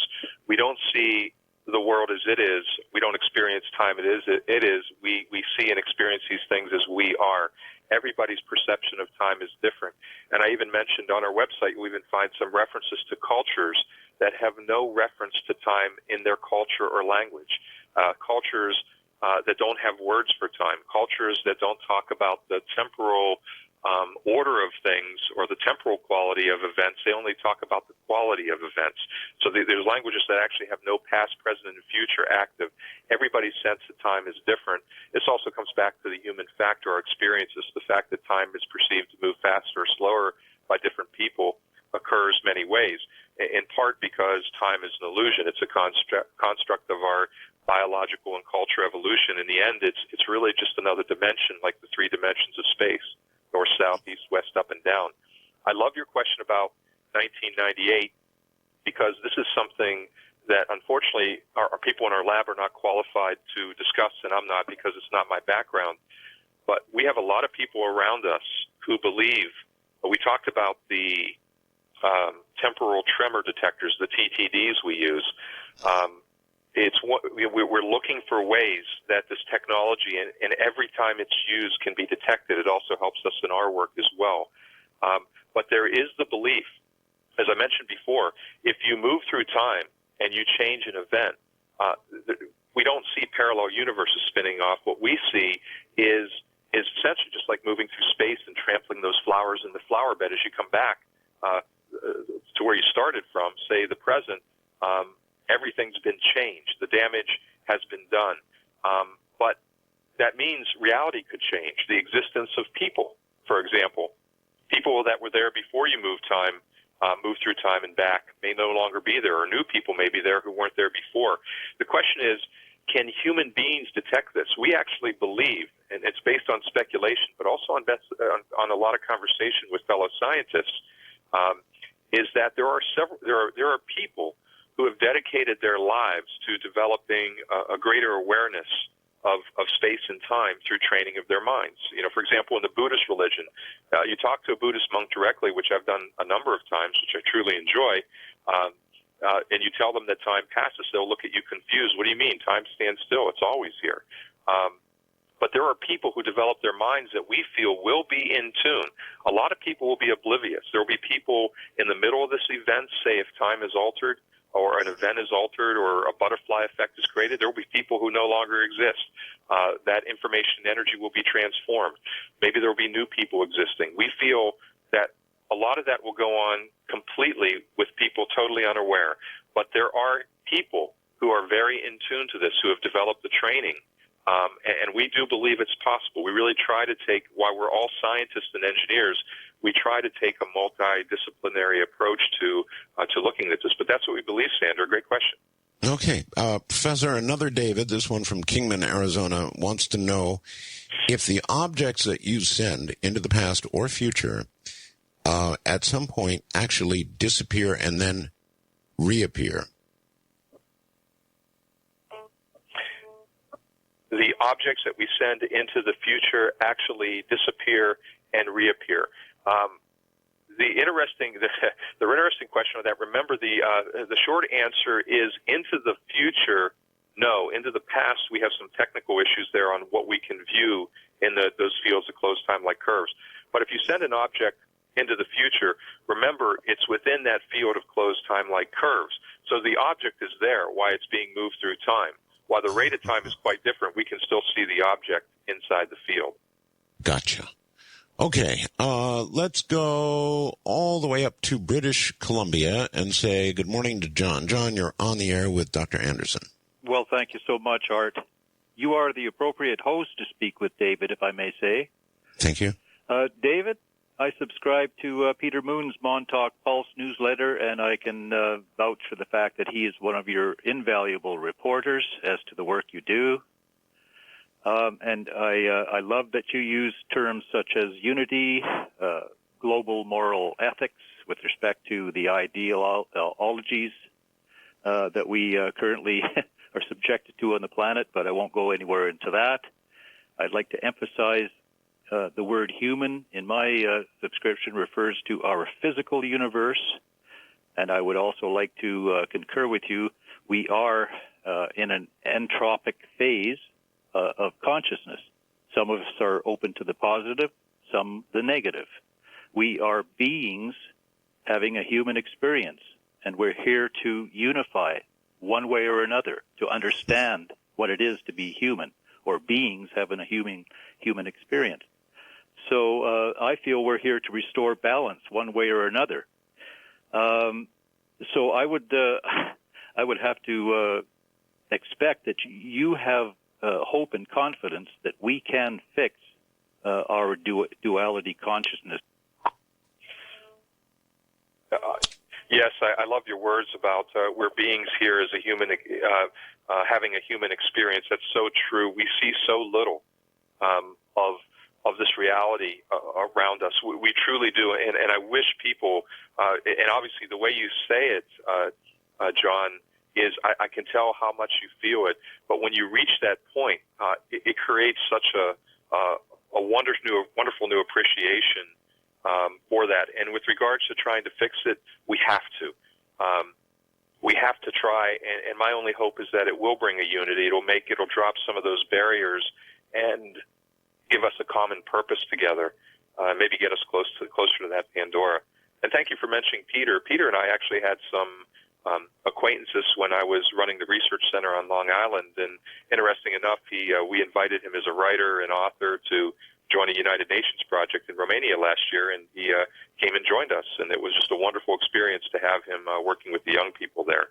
But okay, all right, let's keep moving. Sasan, I believe it is, on the first-time caller line. You're on the air with Dr. David Anderson. Hi, Art Bell. Pleasure to talk to you.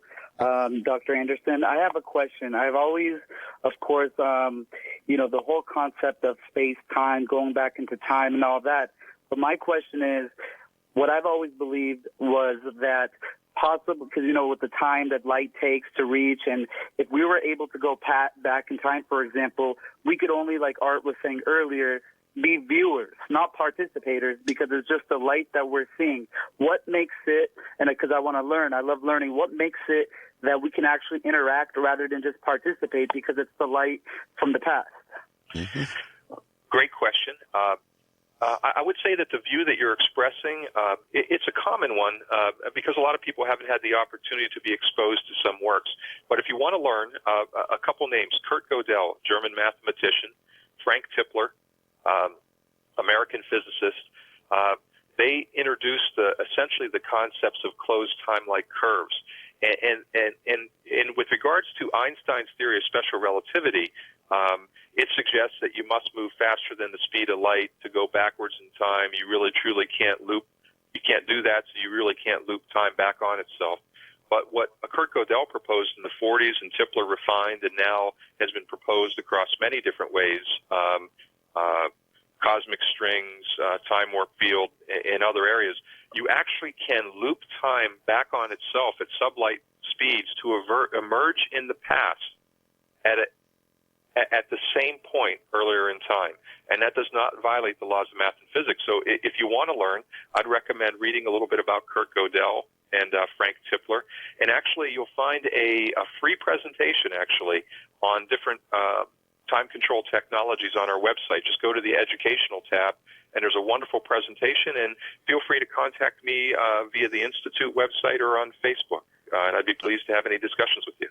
All right. Before we move on, do you have any new books or documentaries coming in the future that you'd like to share with everybody? Well, actually, there's a couple things going on with regards to this whole subject of a moral compass to guide this application of technology. We need to educate. So we have a major educational initiative. As you know, we have a documentary, Time Travel's Journey into Time. It's available on Amazon. We're coming out with a series of 6 educational lecture videos that cover these topics, including the new technologies. You'll see those rolled out about one every 2 months for the next 12 months. And we also, as part of this educational initiative, Art, we'd encourage everybody to visit the website. We plan not just to be offering books and documentaries. We want to provide a lot of free materials for educators. As part of our small way of trying to support making some of this work transparent. So keep an eye on the Anderson Institute website in the educational tab. You're going to see a lot of free information being made available there. Okay, and that website is? AndersonInstitute.com. All right, very good. To the wildcard line, good morning. You're on the air with Dr. Anderson. Yes, hi, Dr. Anderson. Hi, this is Bill in West Hartford, Connecticut. Doctor, I know physics. I'm an amateur astronomer. And you mentioned that people relating time travel and time to people as information, or what I would say as intelligent energy. And as we know from physics, energy cannot be created or destroyed. Question number one, I have 2 questions together. Question number one, does that mean that once the body dies, our mind, I would call it the mind instead of the soul because I am an atheist myself, the mind continues on, but also, since it cannot be created, we don't need a God of any kind to create us. We existed always in the past and will exist always in the future. That's my theory. Question number 2, if we went back to the time of Christ, would we see that Jesus Christ never really existed because there's only data, so-called data about Christ? It's in biblical references where people automatically believed in him, and it was written hundreds of years, 200 years after he supposedly was born. So there really was no Jesus Christ to begin with. There was no crucifixion. Only your dying may tell. I don't know. Doctor? Well, great, good questions, Bill. Thank you for the call. I appreciate your words and building on it.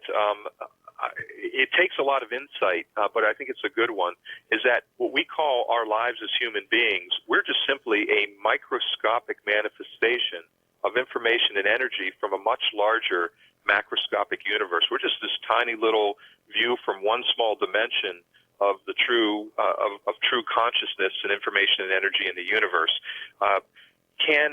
Does consciousness continue? We know that, again, what we observe in the lab, that information and energy, we believe consciousness does continue. We can't take it much further than that, but we do believe that order and information and energy does not disappear. It may transform. It may change shape. But that information and energy, it's not like entropy in our world. That entropy is an issue of the fact that we are viewing a small subset of dimensions of a much larger multidimensional reality. But we do believe that consciousness moves forward. With regards to the actual experiences of Jesus Christ, it is one of the most common topics and one of the most provocative topics among what should be one of the first uses of going back in time to witness events. And it kind of touches on the subject of, is there a God, is there not a God? I think it's very controversial. There's a lot of concern over that topic, and I can't say I really have a lot of views on what would happen if we went back to witness that. Do you plan to? I think it's going to happen, Art. I think as part of that moral compass, we need to have guidelines and understand the implications of what we do. There is probably, as much as there's more curiosity, there actually is a tremendous amount of, and I don't use the word lightly, fear in going back. Could it disrupt the foundation of one of the major religions of this planet? Or support it. All right, Doctor, hold on. That's right. We're at a break point here again. Time is just flat flying. So we'll be back shortly from Manila in the Philippines with Dr. David Anderson. I'm Art Bell. Maybe it should be kilometers and kilometers. Good morning, everybody. What an incredible program. Dr. David Anderson, a man dabbling in, well, that's the wrong word, time control technology, time travel, actually. And I think he's laid quite a strong case out on the table this morning. We're going to continue with your questions and observations in a moment. Stay right where you are. Well, all right, back to Dr. David Anderson. By the way, you can reach him through his website, the one he just gave out. You can reach me. I'm Art Bell at mindspring.com. If you'd like to fire off an email, love to hear from you. Art Bell, ARTBLL at mindspring.com. Dr. Anderson, if you're ready, here we go. Absolutely. Here comes Aaron in Lafayette, Louisiana. Hi, Aaron. Hi, Art. How's it going? Pleasure to speak with you, man. It's my mom's birthday today, and she was very excited to hear your voice come across the radio. I actually have a two-parter question here. A couple of questions I've had for quite some time. I was wondering if our president right now could possibly be the direct result of time travel already. So I guess what happened has happened to the fact where, whatever time travel has done in the future already has already affected what has happened. So things that have happened have already been a direct result of that. And on the other hand, ghosts and spirits as we perceive them, could that possibly be the fact of time travel's effect on time and possibly making time overlap on itself, like the present and the past kind of start becoming in the same present per se? Okay. All right. A two-part question. Are we experiencing what we're experiencing now, our reality now, Doctor, is it possibly already affected by travel that's been done? Well, going back to the caller earlier, we have a lot of people who have talked about 1998 as a pivotal event where people began to perceive changes being made in the timeline. Again, what we see in the lab is that many people will be unaware, and people could be, and this is why this could be so catastrophic, people could be erased from existence or added to existence based upon somebody going back in time. But unlike a parallel universe, this happens at that instant, and some people may be more sensitive to it than others. Do I believe it's happened? I would say that the amount of experimentation that we see, absolutely yes. Is 1998 the first year? I don't know. The second point I would add, I'd like to say happy birthday to Aaron's mother today, and thank Aaron for the call. And with regards to ghosts, remember we're just beings of information and energy with a higher consciousness, just living a human experience in a small number of dimensions.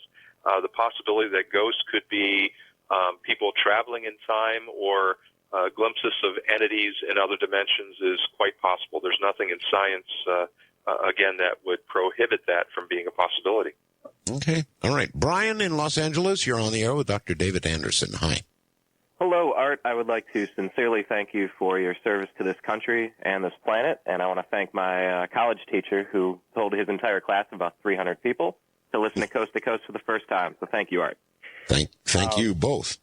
Well, I just wanted to point out that there is something that I think you guys would both enjoy watching. It's a Simpsons episode, A Treehouse of Horror from season 6, where Grandpa tells Homer in a flashback sequence, if you ever travel back in time, don't step on anything, because even the tiniest change can alter the future in ways you cannot imagine. And I'm telling you, you guys will laugh and enjoy it. So please check it out. Anyhow, I have two questions. One, how could you possibly use the scientific method to test a technology this powerful? And number two, could a rapidly expanding universe and dark matter be due to alternate universes that have been created by changes made through time travel? Thank you. Okay. All right. Okay. Doctor? Well, actually, the first question about how can you use a scientific method, I want to be clear that the background of everybody at the Anderson Institute is primarily physicists, scientists, engineers. We do follow a scientific method. I'd also emphasize that we strive really to take a multidisciplinary approach to time. Remember, as human beings, in our view of the world as we see it, not as it is, we truly don't. It's very difficult to visualize. And a concept like time that can't be defined so well, I encourage everybody, please, to take a multidisciplinary approach. I'd also emphasize that we made a reference earlier in the show to the deep spiritual traditions and religions in India. We talked a little bit, just briefly touched and referenced the Buddhist religion, but you would be very surprised.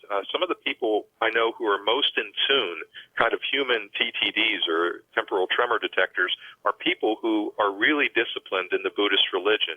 And believe it or not, there are a lot, it could be a show in itself, there are a lot of parallels between the scientific method and the method in which Buddhist monks developed their theory and the foundations of their religion. So I think putting the label on scientific method, I would say it can be used, but it needs to be used complementary in light of everything else. And Art, I apologize, I did lose the question. I heard dark matter. I didn't hear the second half of it. Well, that's what I got out of it too, dark matter. He was asking, I guess, about a validation of dark matter, whether you, that was a subject, of course, that okay. Dr. Kanku. Yes, go ahead. Yeah, there's a lot of views about dark matter, but I'd be bold, and I'll go out on a limb here, and I could be wrong. I've been wrong many times before, and I'm happy to admit it. But I would say that dark matter is a label we put on something we don't understand, just like gravity. I don't want to open up a can of worms, but frankly, the common view in physics now is that gravity doesn't exist. It's ridiculous to think that there's this giant hand on the back of the moon pushing it and keeping it from spinning away from the Earth. Gravity is simply curved space-time in action. And gravity is also a label we put on something we don't understand. We can measure gravity. We can predict how things will happen, but we don't know what gravity is. And the same thing is true with dark matter. Do I believe as we develop and continue to develop better views, not our area of expertise, but in string theory, yeah, we might have an understanding on something that might fall into the category of dark matter. But right now, for me, it's more of an emphasis or a label on something that we don't understand. But I do appreciate the work very much that's being done in the area to try to define. All right. Sorry, Justin, in Bellingham, Washington, you're on the air with Dr. Anderson. Hi. Oh, the kingdom of Nye is truly everywhere. Good evening, gentlemen. First, thank you. And David, you alluded to spherical time, and I heard a show on Coast to Coast here about a pilot, and wherever these conditions exist, this effect could happen. The pilot was in the Bermuda Triangle, and he was flying through or around 4 thunderstorms, and in a series of minutes, I don't remember exactly, between 10 and 18, never lost contact with the tower, but when he finally they got a fix on him, he was 100 miles closer. But couldn't that have been like a magnetic or however field holding the plane? And maybe that's like an observation. So it was, time was relative. Both times existed, but 10 minutes for him was however fast the Earth spun for 100 miles. Does that make sense? Well, it's interesting. We talked before about what we see as the coupling of the energy that we create and the fields of closed time-like curves being a coupling or a discharge of the potential energy in twisted space-time around the Earth. It is possible. There are theories that we haven't been able to demonstrate. There are theories that could naturally occur, just like lightning occurs as a discharge of potential energy between electrical charges around the planet. We do believe it could occur naturally. When it did happen, what would happen is you would get a massive, very highly intensified field of closed time-like curves, which could cause moving an object through time. It's a reach, but it is possible. With regards to spherical space-time, just blow people's mind a little bit for something to think about is we mentioned time being spherical, as you mentioned, Justin. If you ever done an exercise and put a penny on a table, you can actually put 6 pennies around it perfectly as a kissing point in that two-dimensional world. And we believe in a two-dimensional reality. Once you get the 6 pennies around the two-dimensional reality, it condenses, it creates a situation where it condenses and collapses into one. What we see in the laboratory, we have a paper coming out talking about space-time fabric being more of a spherical model, not the arrow of time anymore, but a spherical model. And we're seeing the same thing. If you take a sphere now in a three-dimensional world, you can essentially put 12 kissing spheres around it almost perfectly, touching each other, and it condenses down. That's why when we hear like Dr. Kako talk about superstring theory, and from our three-dimensional observation perspective, what we see is once you hit that 12 point, it collapses into one. So you never exceed 11 dimensions in a three-dimensional world in perspective in superstring theory. But if you change your perspective, you'll see something different. All right, Rafael in San Pedro, California, you're on the air with Dr. Anderson. Hi. Hey, thank you, Mr. Bell. I just want to tell you, I really appreciate your show that you started many years ago, and I've been learning ever since, and I really appreciate it. Dr. Anderson, I would like to know your definition of the word time, or what your definition of time is. I was wondering if I would be too correct, and it's just something that I've always thought about. And the only thing I could come up with is time, to me, is the distance between point A and B, and I'll take the answer off the air. And I was wondering if I was correct. Thank you. Well, from a cultural perspective, time has developed exactly that way, Raphael. We use it as a measure of motion. Many philosophers initially talked about that. What I like is more along the lines of some of the later philosophers like St. Augustine, who talks about time being an illusion of the human mind, an artificial construct. And I think that's what we see. We see evidence why the physical definition of time and how time developed in our culture is exactly the way Art described it earlier and the way you just described it. People looked at it as the number or measure of motion that they could observe. St. Augustine, which is the latest philosopher to promote a radical view, said, no, it's an illusion of the mind. And that's what we see. Time is just essentially another dimension, but again, we don't see the world the way it is. We see the world the way we are, and we've been bred, and our human mind and culture and biology has been developed to perceive it one way. When we step out of that, and again, turn your wristwatch into meters, read Spacetime Physics by John Archibald Wheeler, you'll see how amazing it is. Time should no longer be treated as seconds. It should be treated as meters, and everything becomes clear and easy from a mathematics standpoint. Okay. Ryan in Bethlehem, Pennsylvania. Your turn. Hey, how's it going, guys? Pleasure to be on the show. I just had a couple quick questions. My first question was on superconductivity and fluids that can contain a magnetic charge, and along with spiraling rotation can produce anti-gravity effects. Actually, I like your point you just made on gravity and dark matter. I agree with that, but some sort of effect there. And also, I like to entertain the theory of the monatomic gold theory. And I just wondered what your perspective was on that. So, what was that last question, please? Monatomic gold, and just like powers that it has, and as it being in the Ark of Covenant, I don't know, but okay, you know what I'm talking about, right? Yeah, actually, we've had a number of people sending emails to us on the subjects. But Ryan, thank you for the questions. With regards to superconductivity, it can be important in our work when we're trying to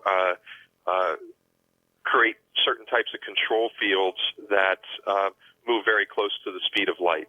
So obviously superconductivity is a natural part of this science in how we initiate different control fields, if you will. If you really want to move something fast, close to the speed of light, you need something superconductive. Doctor, you're using you're using electromagnetic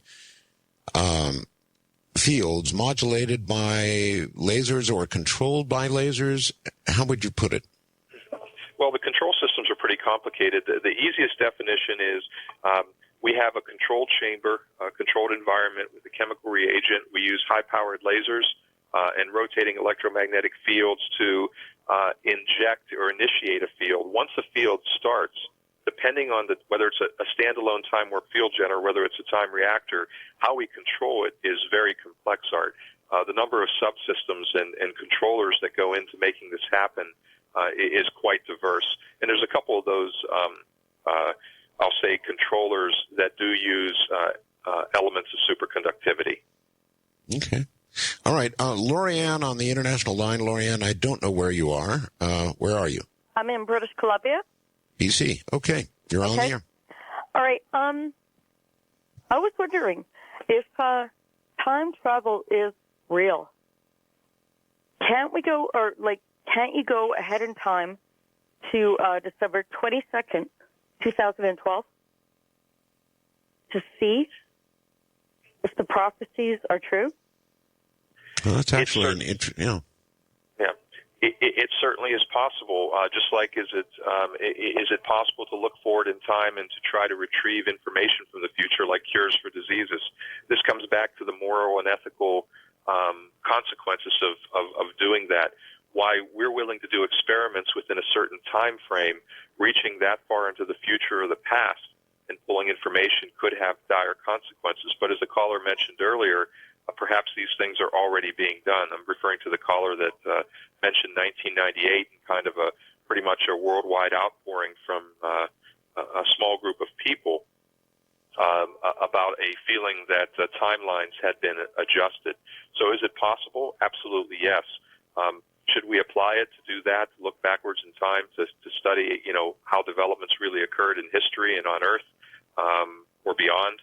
The answer is yes, but I think we have a bigger question is, are we willing to take the risk to do some of these on a wide scale? We're concerned on doing it on a small scale, and we know people are being much more bolder than us in other countries. So we just comes back to the question of, do we truly understand the consequences, and are we really willing to take that risk? Lots of moral, ethical questions. For example, if you go into the future, just as an example, and you discover, or you find, discover is the wrong word, you find the cure for cancer. Ethically, I guess, and morally, you'd have to release that to the public or to a scientist who could pursue it. But on the other hand, you're stealing in a way. In other words, you have taken the work, the intellectual property of somebody who has discovered cancer and stolen it. It's like I don't know, it's like stealing a motion picture or something, only a lot more. Exactly. The real challenge is what, and this has been done before. There are many examples in our time, Art, of where people saw an obvious benefit and introduced a change in an environment, in an ecosystem, or in a situation, expecting a wonderful result, and instead produced cataclysmic impact or events on a negative manner. And I think that's the question of, while we want to improve the quality of life and reduce suffering, we do want to do that.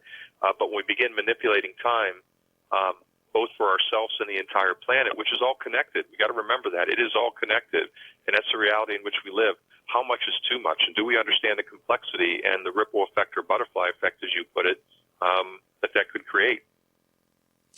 This has been an amazing program, Professor, just absolutely amazing. We're at the end of it. So your website, information you've got coming out, what do you want people to do? What I'd like people to do, thank you for that opportunity. First, website andersoninstitute.com. We provide a lot of free information. There's an educational tab that's being expanded now. There's free educational presentations there. You'll see a lot more. We do have a video, Time Travel Journeys into Time, on Amazon.com. But more importantly, over the next 18 months, you're going to see 6 new lecture videos in the series become available on this subject. I'd encourage you to visit the website, plug into the Research Association. It's free and easy to join, and study and learn. That's all I could ask you. Help us make and unify the planet using Doctor, time technology. Thank you. Right. We're out of time. Thank you, Doctor, and good night. We'll do it again soon. I'm Art Bell. Good night, all.